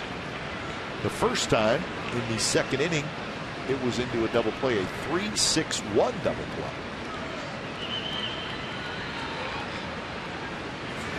Swing and a miss. Valbuena generally does not get cheated.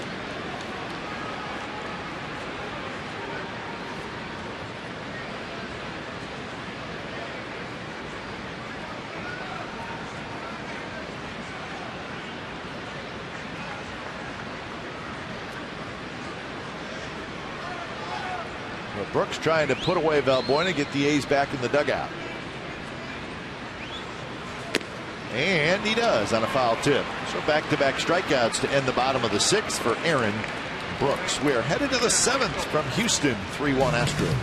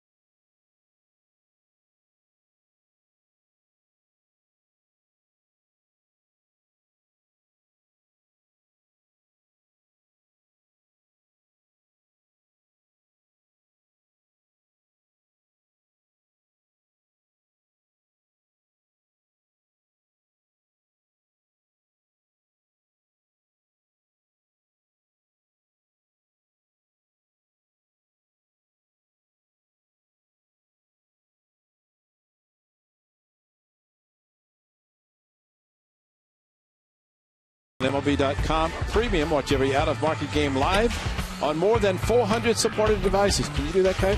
Yep. Real-time highlights, live look-ins, pitch tracking widgets, and more. Visit MLB.tv today. You can do that? Oh, I thought you were talking about MLB.com. No, I cannot do that. That's what I'm talking about.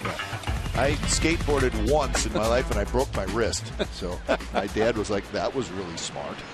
You didn't have pads on? Eighth grade. No, I got this. I know how to do this. Hour you later, broke your wrist? No, snapped my wrist. 8th grade. Yeah, that's the only time I've ever been on a skateboard. Well, there's some things you never forget, huh? And that was one of them. Yeah, that seems to be a big thing there, where they have the courts set up just for that. Oh yeah, you know? sure. Put lights up so people. Skate park. Thank you. That. Skate park with lights all night. All night skate park. Took me 4 seconds to break a bone. You got to trade in your board before you even got to use it. Right before summer, too, of course. There it is. My dad said, there's Clint right there. My dad said, that wasn't very smart. I was like, well, thanks. I know that. Oh, you could do that, Kate.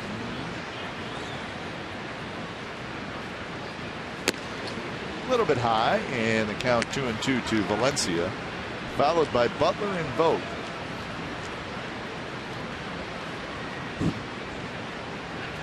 Valencia single and a ground out. That big curve. Valencia's actually done a pretty good job laying off that big curve today.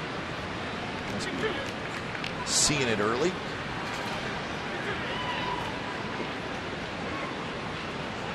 Hey, first hitter, man, come on. Here we go. And that's the cutter, and it worked for a strikeout. 87 miles an hour, late movement. Strikeout number 5. That's the hard part about hitting these days, because you can think 3-2, I can gear up for a fastball, and then you get something that looks like a fastball and then disappears. I remember back a while that National Leaguers would say 3-1, 3-2, here it comes, try to hit it. And it was never anything but just a four-seam fastball, and just make sure you throw strikes. Checking on Valencia.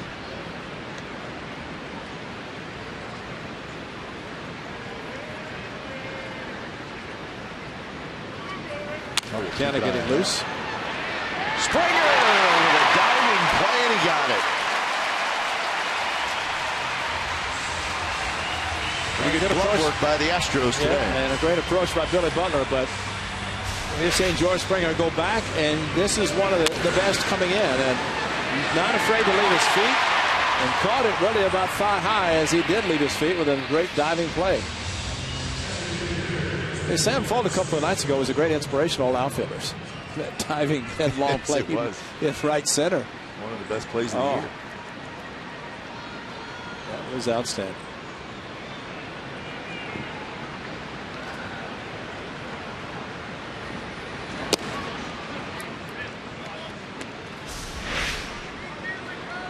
Valencia in a 10-2, and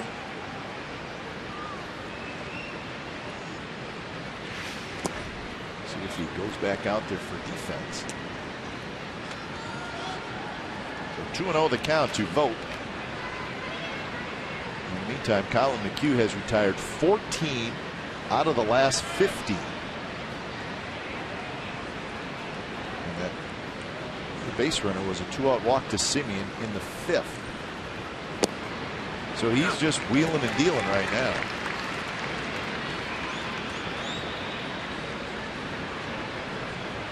Stephen Vogt, his first game back in the lineup. He is 0 for 2.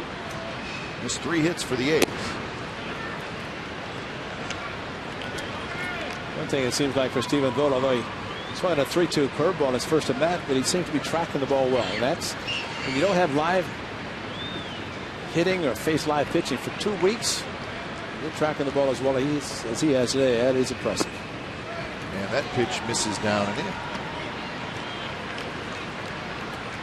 I'll get your recorder working, because this Sam Fuld shot is being shown a lot. Look like extra bases. Sam Fuld jump and headlong airborne, and Sam Fuld came up with it, got it back in, but pushed off his right foot and extended horizontal to the ground, and a great play by Sam Fuld. Super Sam. No wonder they gave away capes in Florida when he played for the Rays. Well, now we know why. Super Sam capes fly through the air, the greatest of ease.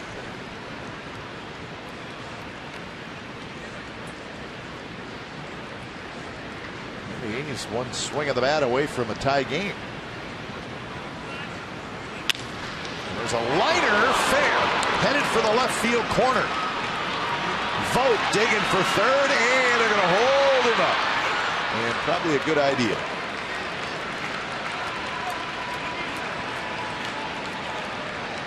Smolinski with a double, and now the A's have the tying runs in scoring position. Hanging breaking ball of Smolinski, which we have seen on this road trip, getting a chance to play against righties, lefties, and handling the hanging breaking ball down in the corner. Rasmus a long way from the ball, but he got to it quickly, and Ron Washington trying to look down the line. Goldie running well, thinking about scoring, and then stop sign and get back. Correa's got a pretty good arm, and he got the ball from Rasmus, and he was ready to throw. Smolinski's first hit today is a double. Strum, the pitching coach, is going to come out. 95 pitches from McHugh.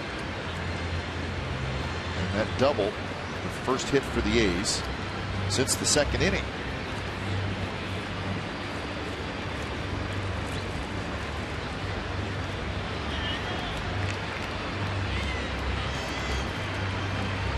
So a quick meeting comes to an end. Chad Qualls is throwing.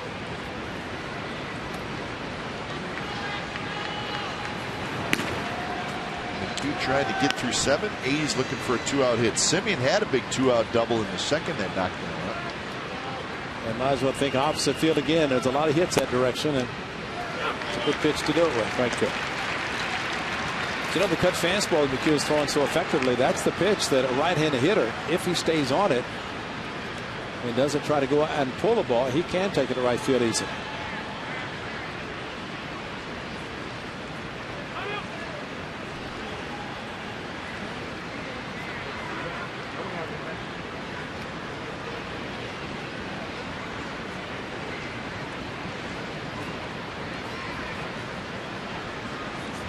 So a good time to make sure that you're thinking the same, pitcher and catcher.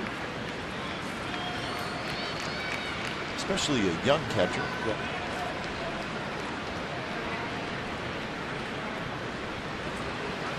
Swing and a miss. Simeon. It looked like, just on the swing, he's looking for something off speed. A little bit late, and maybe Brent Strom said to McHugh, "You got this inning, and that's it. Don't hold anything back." He did not on that last pitch. 0-2. And it's hit just foul. It was a breaking ball, and Simeon out in front a little bit, but hit it fairly hard.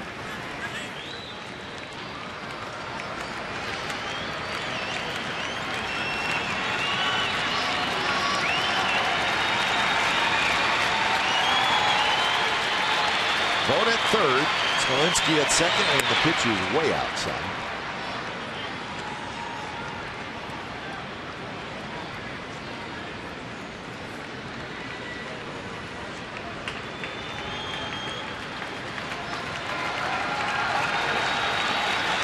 Pitch number 100 coming up for McHugh.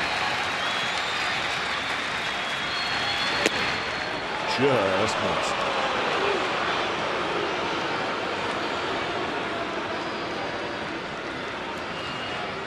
He figures first base open. Not going to think about just throwing anything. And just what as a hitter, you try to think soft, something off speed. Got him swinging, and it was a fastball at 91 miles an hour. So 6th strikeout of the afternoon for Colin McHugh, and the A's leave a pair in scoring position. 7th inning stretch coming up, 3-1 Astros.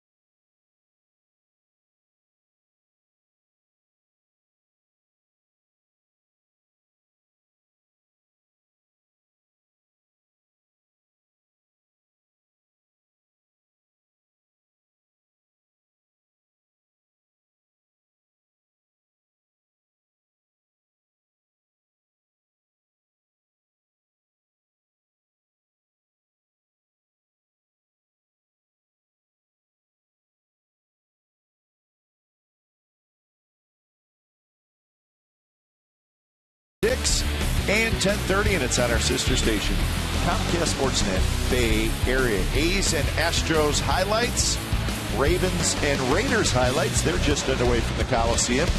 49ers Steelers highlights. It was not a good day for the 49ers in Pittsburgh. Kelly Johnson will host. So 3-1 Astros, bottom of the 7th inning. It is the rubber game of the series. We're talking about the Cardinals advancing to the postseason. The first 9 remaining to go to postseason. The Astros, of course, hoping to be one of those as a division winner or a wild card participant.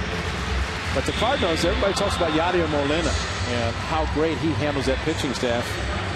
And the gentleman next door to us, Yadier Molina, catching, has a 2.72 ERA for the pitching staff. Alan Ashby. Yeah. That is the lowest. Yadier Molina this year is the lowest since Ashby in 1981, catching the Houston Astros pitching staff, a 2.33 earned run average while he was behind the plate. So best catcher's ERA in a single season. In a single season, 2.33 with Alan Ashby as the catcher for the Astros in 1981. Yadier Molina, of course, we know how great he is, and the A's will be seeing he and the Cardinals next year. So St. Louis? Was that the Alan Ashby pitching staff of probably J.R. Richard, Nolan Ryan, Mike Scott? Awesome. Ash knew what fingers to put down. That's right. But I think that is quite a credit to him. He's a great catcher, and he always is so humble and doing anything we ever say to him. Stassi, speaking of catchers, with an RBI single, or with a leadoff single. Alan Ashby, and I'm telling you folks, he's one of the nicest people you will ever meet. And it's just like, he's a great guy. Yes, he is. Yeah. He's a sweetheart of a guy. Yeah, we were teammates in Cleveland before he was traded. Got him from Toronto, then traded to the Houston Astros. And, you know, he was here with those uniforms and catching a great staff. And he caught the Hall of Famer Nolan Ryan. And he looks like he could still catch. Yes, he does. Yes, he does. There's the bunts at foul, but we enjoy seeing Ash every time we play the Astros. You know, you like this story. He was telling about how catchers at times, when they're getting a bit lax in calling pitches, of runners at second base can relay the signs. And he said there was this particular team that he knew they were doing that. They watched him get a second base, and he went out and said to Nolan Ryan, how can you even think about getting the pitches for Nolan on the mound, because you know what's going to happen? But he said that he went out to Nolan. He said, I'm going to call a curveball, but you throw a fastball up and in to the hitter. And so he looked down and he saw the runner at second base giving the sign, saw the curveball. Butler's going to get the out at first, so a sacrifice for her, isn't it? So the hitter's up there looking curveball. Here comes a fastball. Helmet flies. He goes to the ground. Ash said he looked in the dugout, and everybody's looking at each other going, we can't do that anymore. That's all it took, That's one shot. And the Hall of Famer, Nolan Ryan, said, I'll take care of that. And, you know, he'd give a bow tie just for looking at you, you know. So you're going to mess around and steal his pitches. So Ash said, that's how we took care of that team, thinking they could steal his pitches. And you know what's funny nowadays? Any pitch a little bit in, guys get upset. Oh. The Hall of Famer? I was going to say, it makes guys like you and Ashby chuckle a little bit because. But you hear the phrase about Nolan Ryan. You say, I think that boy needs a bow tie. Well, you know, what does that mean? Well, you think where you wear the bow tie. Where you wear the bow tie, yeah. And that's kind of the bow tie. You know, they give him a bow tie. And he was fun to watch, but horrible. He and Nolan Ryan to try to hit, because just scared the living daylights out of him. Just thinking if one of those fastballs at 95, 98 hit you, and he would grunt every time he threw the pitch. I mean, that was so noticeable. It would scare you to death just listening to him before he even let go of the pitch. 0-1 to Jose Altuve, who's 0 for 3. And that one on the outside corner, and it's 0-2. Aaron Brooks had 96 pitches. He's pitched well today. It's good to see him pitching deep into a game. That's exactly right, and it's something that he's not been doing. And you know, to hold this Astros team down, granted it's given up a couple of home runs, but bottom line, he has made quality pitches, and trying to do it again in the 7th inning, which may be close to his last. 1-2 the count. Mariners lead the Rangers 2-1 in the top of the 4th inning. Mariners have scored a couple times in that top of the 4th, and they're still batting. And the Twins leading the Angels 6-0 in the bottom of the 6th in Minnesota.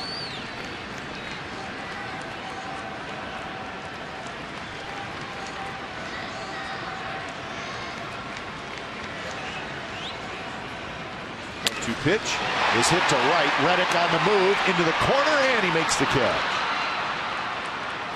Stassi hustled back, thought about tagging, but just could not get back and tag in time as Reddick got it in quickly. Well, that's Josh Reddick. We're just talking about him coming in on a ball, and that ball thinking Stassi, and he really Max did the best thing. Goes down halfway because you want to be able to score if the ball drops. But Josh Reddick got to it, and then once he did think about going back to tag, once he saw Reddick was going to catch it, and at that point, no chance. But Josh Reddick, again, comes in, goes back, and you're a fielder or a hitter, and you hit a ball towards right field. You might as well, in most cases, with Reddick out there, just say it's going to be an out. 2 away for Springer. Springer, a 2-run homer in the 5th inning, and that broke a 1-1 tie.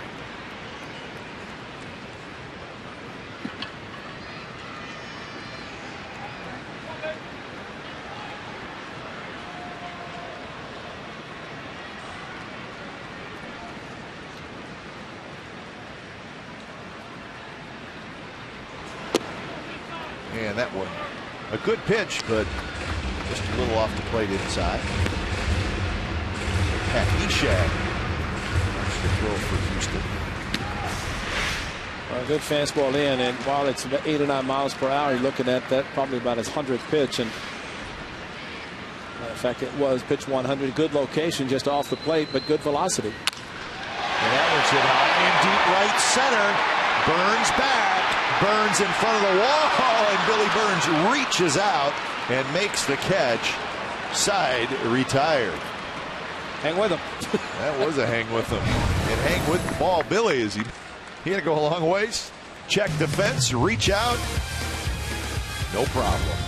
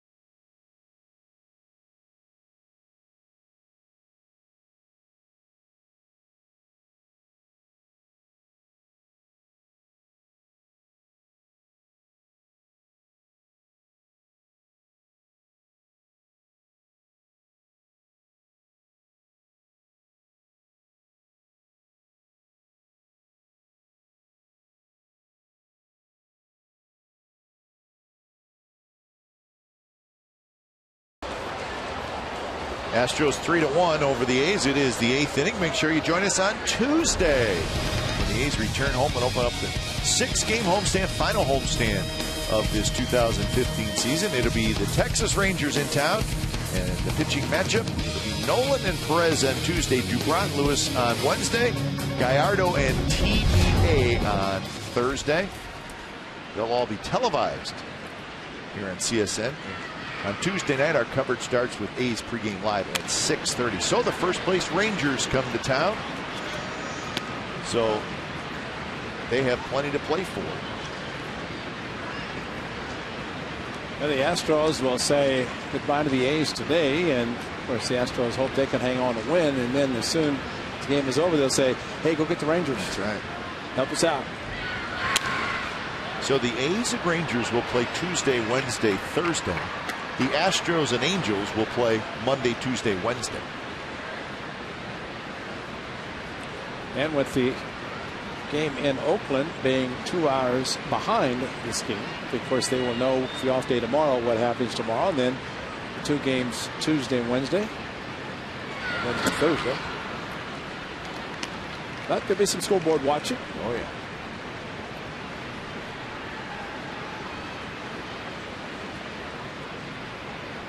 One and 2 to Carson Blair as Colin McHugh back to work. And he's still pitching well. He's at 105 pitches. If they are ready out in the bullpen, Neshek and Sit, a righty and a lefty. Probably batter to batter, right? Yeah, I was thinking that 3 previous starts against the A's this year, 102, 121, and 100. So McHugh probably like Tyker when it comes to being asked, are you okay? And he said, yes, I'm fine. Bring me in here. And he gets Carson Blair swinging. So that is out number 1. Barry Zito's up.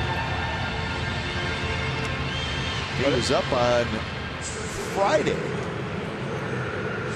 Well, since he's the only one throwing now, and you'd think with a pitch count for Aaron Brooks that we might see the 2015 debut of Barry Zito, which would be a good thing. I know Bob wants to get in the game as quick as he can.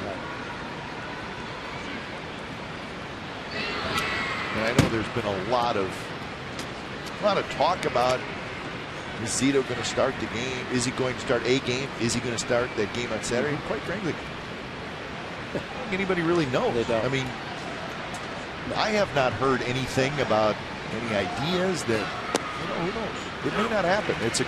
Doesn't mean it's not a good idea, but I think people need to realize it may not happen. Exactly. Yeah, and of course the A's have been eliminated, so the X is there, so it's not like they're really playing for anything, and we'll see what happens with the Giants that weekend.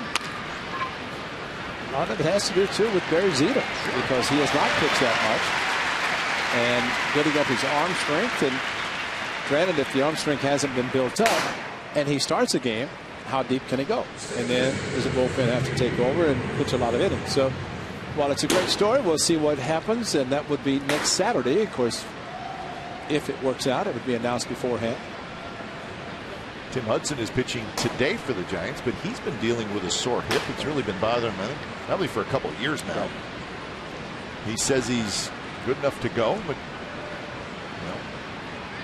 who knows what happens with him today, and would he be able to start? But he is scheduled to start on Saturday.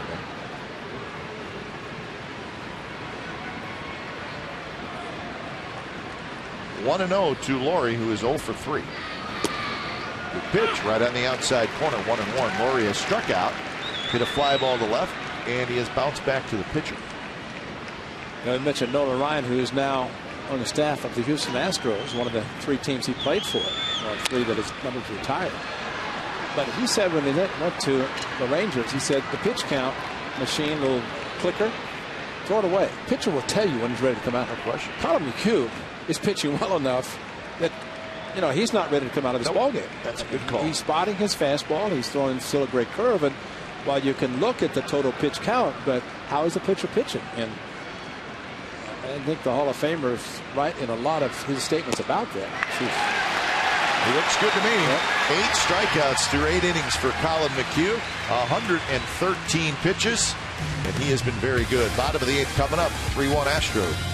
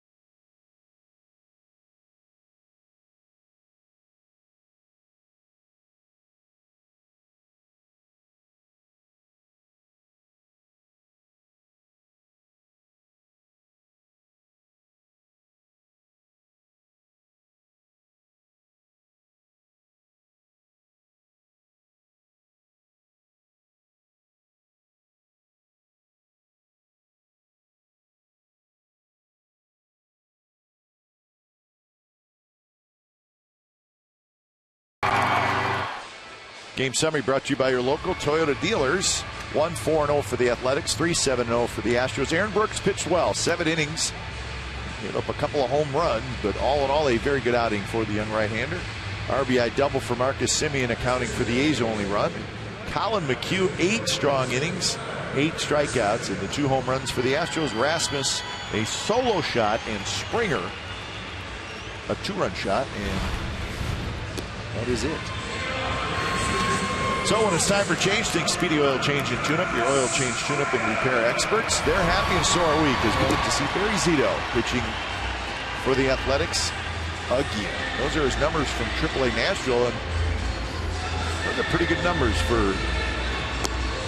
AAA, where generally it's probably a little more offense-oriented. Yes. I know the PCL has always been known for that, but pitching for Nashville this year, 8 wins and a good ERA.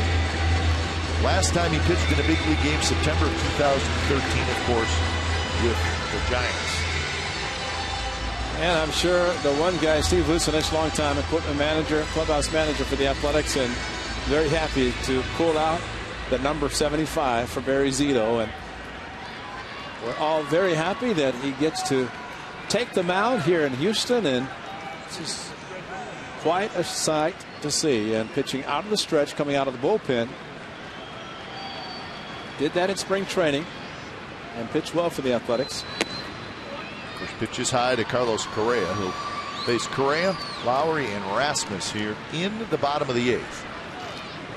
A's fans in attendance, and they were standing and cheering when they saw Barry running in from the bullpen.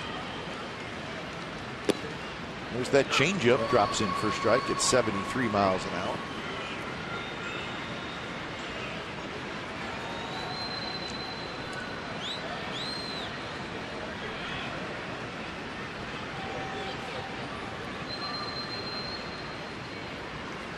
Big curve. Get used to that. Panlegs up high, showing a lot of the stirrup socks. Nothing has changed from Barry Zito. The curveball, first one he's thrown, stayed up, did not break down sharply. Another curve, just a little high, and it's 3-1. Facing a kid who's getting ready to turn 21. And Barry Zito with 14 big league seasons, a couple world championships, Cy Young Award.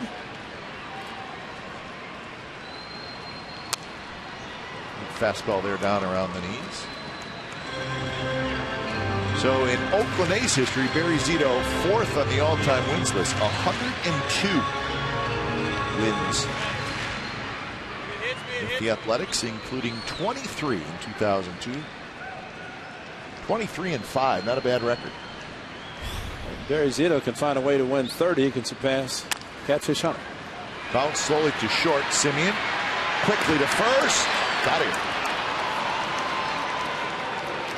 That is a great play by Marcus Semien, another youngster, another rookie playing behind Barry Zito. And Barry started to go after it, did not have a chance, and pretty good idea not to put a glove on it, because throwing the pitch and a good curveball and almost got it, but Marcus Semien quickly with a strong arm and got the speedy Correa going down the line. And good curveball on 3-2.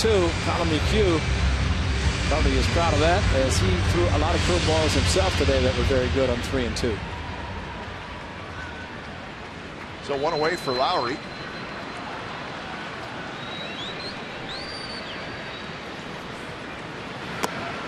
This pitch drops low to Lowry. He was 1 for 3. He singled in the 6th inning. Rangers have tied up the Mariners 2-2 in the bottom of the 4th.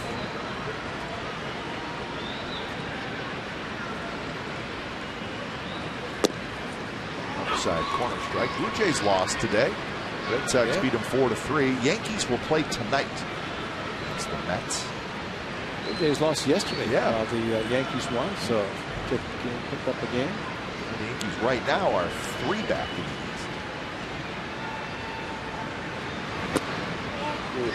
Just good pitch though.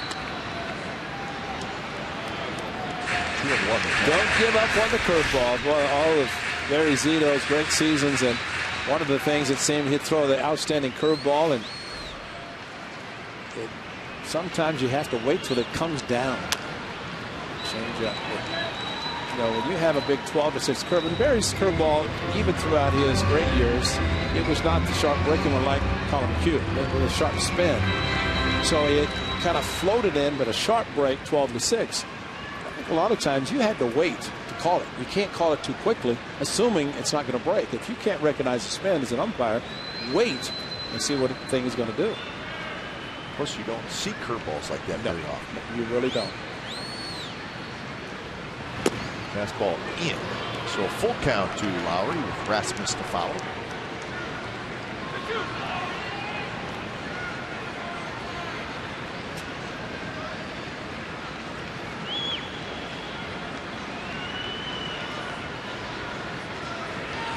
Fastball in. And it's hit in the air down the right field line. Reddick cannot quite get it. 2013 right down the line. Reddick ended up injuring himself. Going after a similar ball, though this one got away from him. He was playing towards right center, and long run for him to even get close to it.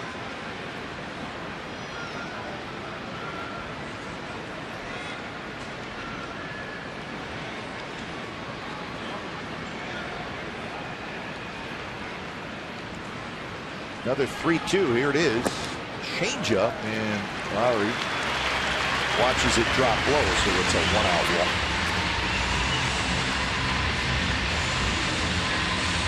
And that'll bring up Rasmus. Ray, one more note on the Blue Jays and the Yankees. They're going to play each other tomorrow night. Oh, it starts tomorrow night. Yeah. The Yankees will be in Toronto for a 3-game series, Monday, Tuesday, Wednesday. So a series to watch in that AL East.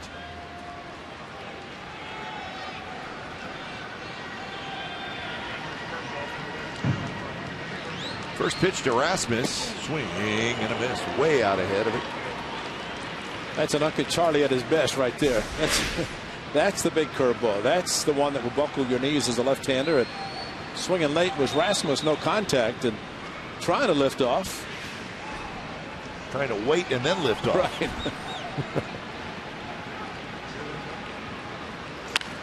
And he does. He rips it to right. Reddick hustling back, and it's gone. First throw, right field, and Rasmus did wait on the breaking ball there. Another home run for the Astros, and it's 5-1.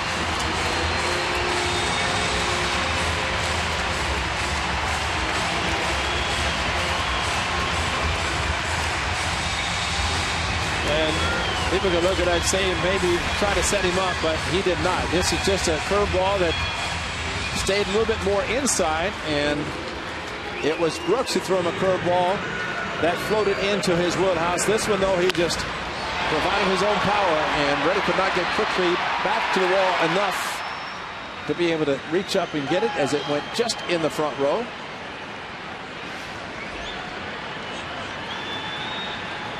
Just looked like that breaking ball just stayed in a little bit compared to the other one, which was exactly middle and maybe toward the outer half. Yeah, exactly.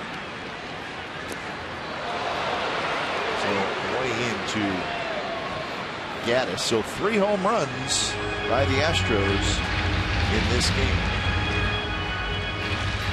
Second 2-homer game of the season.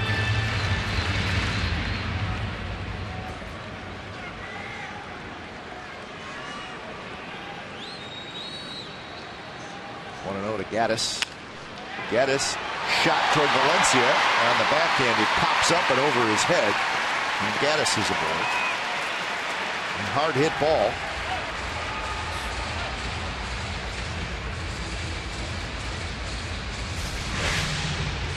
Change up that stayed up, and Gaddis with that very strong swing, top spin on the ball.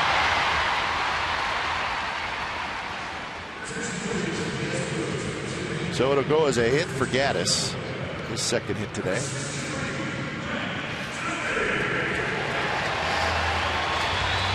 So with 1 out and 2 runners on, or making 1 runner on, Matt Duffy will pinch hit. He's hitting for Valbuena.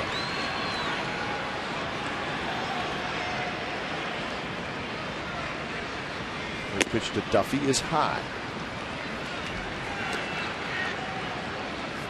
Duffy got his first major league hit last night. It was an RBI double. I think he almost hit it out. Deep left center field.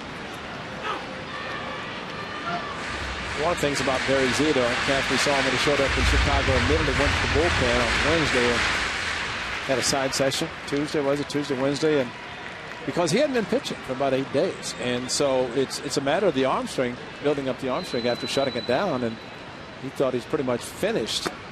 So this for him, first game action at the major league level, but also throwing pitches, and that's what Bob Melvin is trying to at least do, and wants him to try to be effective. But I think in today's case, maybe the sharpness of the pitches maybe just not there because of inactivity. Pitch number 21 is off the plate.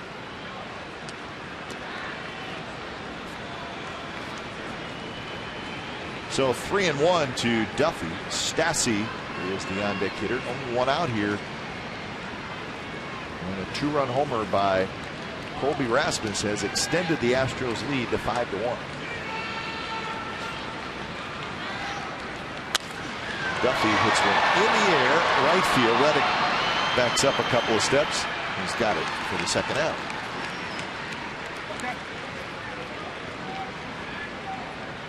So Stassi will hit.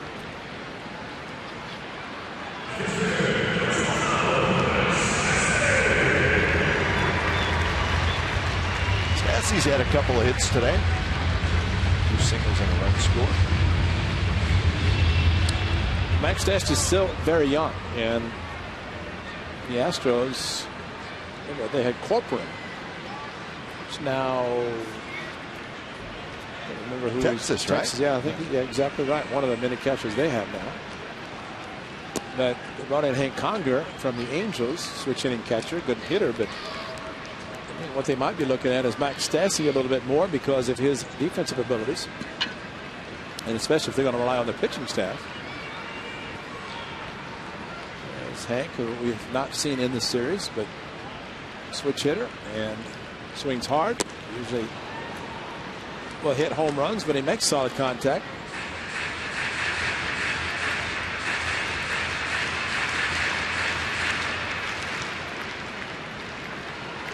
So R.J. Alvarez warming up out in the A's bullpen. 1-1 to Max Stassi. Inside. The trade with the A's for Stassi was in February of 2013. It was Stassi, Chris Carter, and Brad Peacock to the Astros. And he's got Jed Lowry and Fernando Rodriguez. Yep. Lowry, a couple of years with the Athletics. A little pop-up on the infield, or he hustles in, he grabs it, side retired. So Rasmus with the 2-run homer off Barry Zito. So we're going to the 9th inning. It's 5-1 Houston.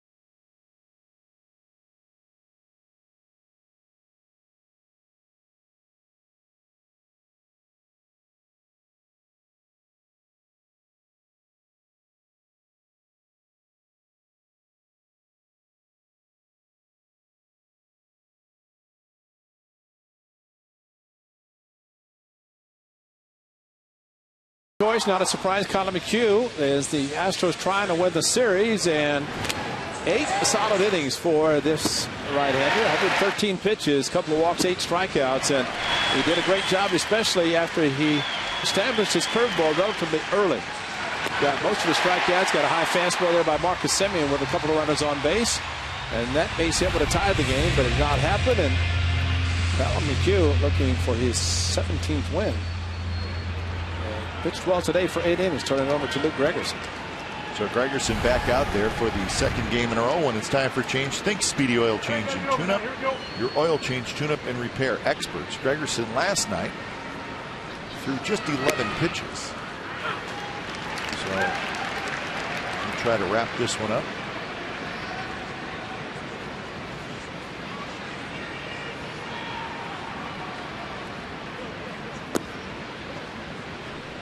See Reddick, Valencia, and Butler. That definitely stays in at first base, but Gregerson proudly showing off his new baby boy Logan, and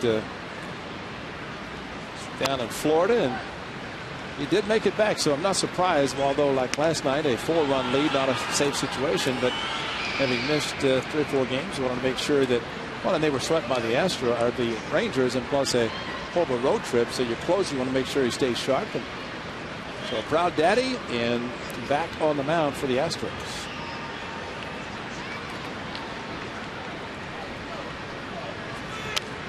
And Reddick fouls it to the screen.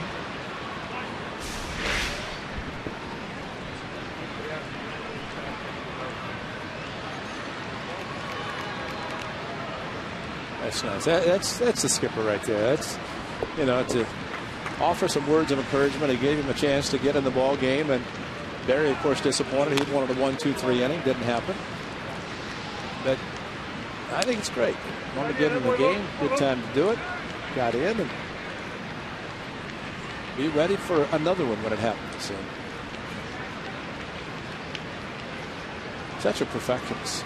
And as soon as he showed up, first thing he did, he went to the bullpen to throw. And working with Kurt Young, and then threw again yesterday inside. Back to Gregerson, lobs at the first, 1 away. Well, he's always been like that. He's got a routine that he's always stuck with. And don't try to interrupt him. No. Because if he's in the middle of his routine, and you better get a hell out of him, because that's how he always was for 14 years. And even this year, going to spend the season in Nashville AAA. Missed all of last year's. Married, has a baby, and could have walked away, but wanted to come back, felt the desire to come back and pitch again, and stayed at AAA all season. Those are the kind of guys who have to make great pitching coaches. Because if they're willing to help, and that's what he did with so many young pitchers, to help them, even though he wanted to pitch himself, but yet willing to impart his knowledge on some of the youngsters that we have talked about and how they've raved about his help. People like that, you want to stay in the game in some capacity, and they can offer a lot once you decide to hang them up. And Valencia waves at a slider, and on 3 pitches, Valencia strikes out. So 2 outs here in the 9th inning. Well, this way off the plate, but that's Luke Gregerson at his best, and that is throwing the slider, which he throws every pitch. Some go down, as that one did. Some go away off the plate.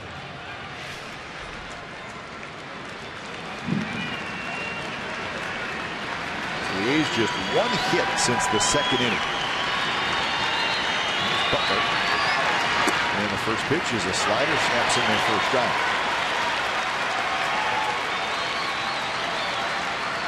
Butler's 1 for 3.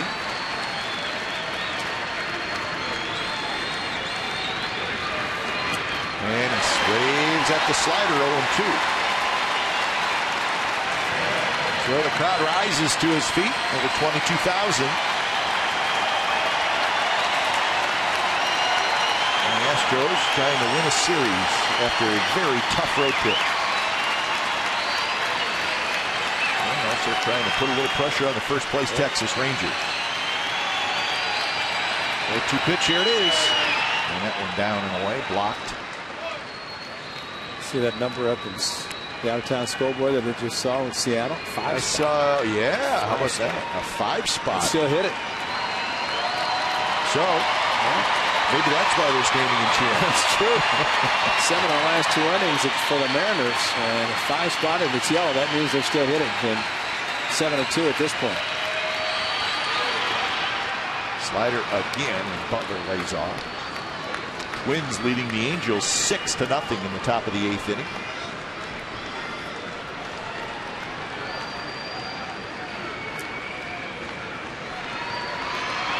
The A's will be back in action on Tuesday night at the Coliseum against those first-place Rangers.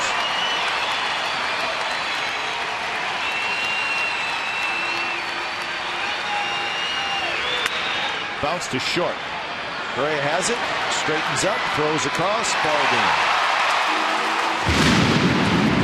So Gregerson has a 3-up, 3-down inning. And the Astros win the series here, and they win the season series as well. And the A's finish the 10-game road trip with a 4-6 record. It took 2 hours and 37 minutes. 22,453 was the attendance. Final score from Houston, the Astros 5 and the A's 1. You've been watching A's baseball on CSN California, part of the NBC Sports Group. Don't go away. A's postgame live with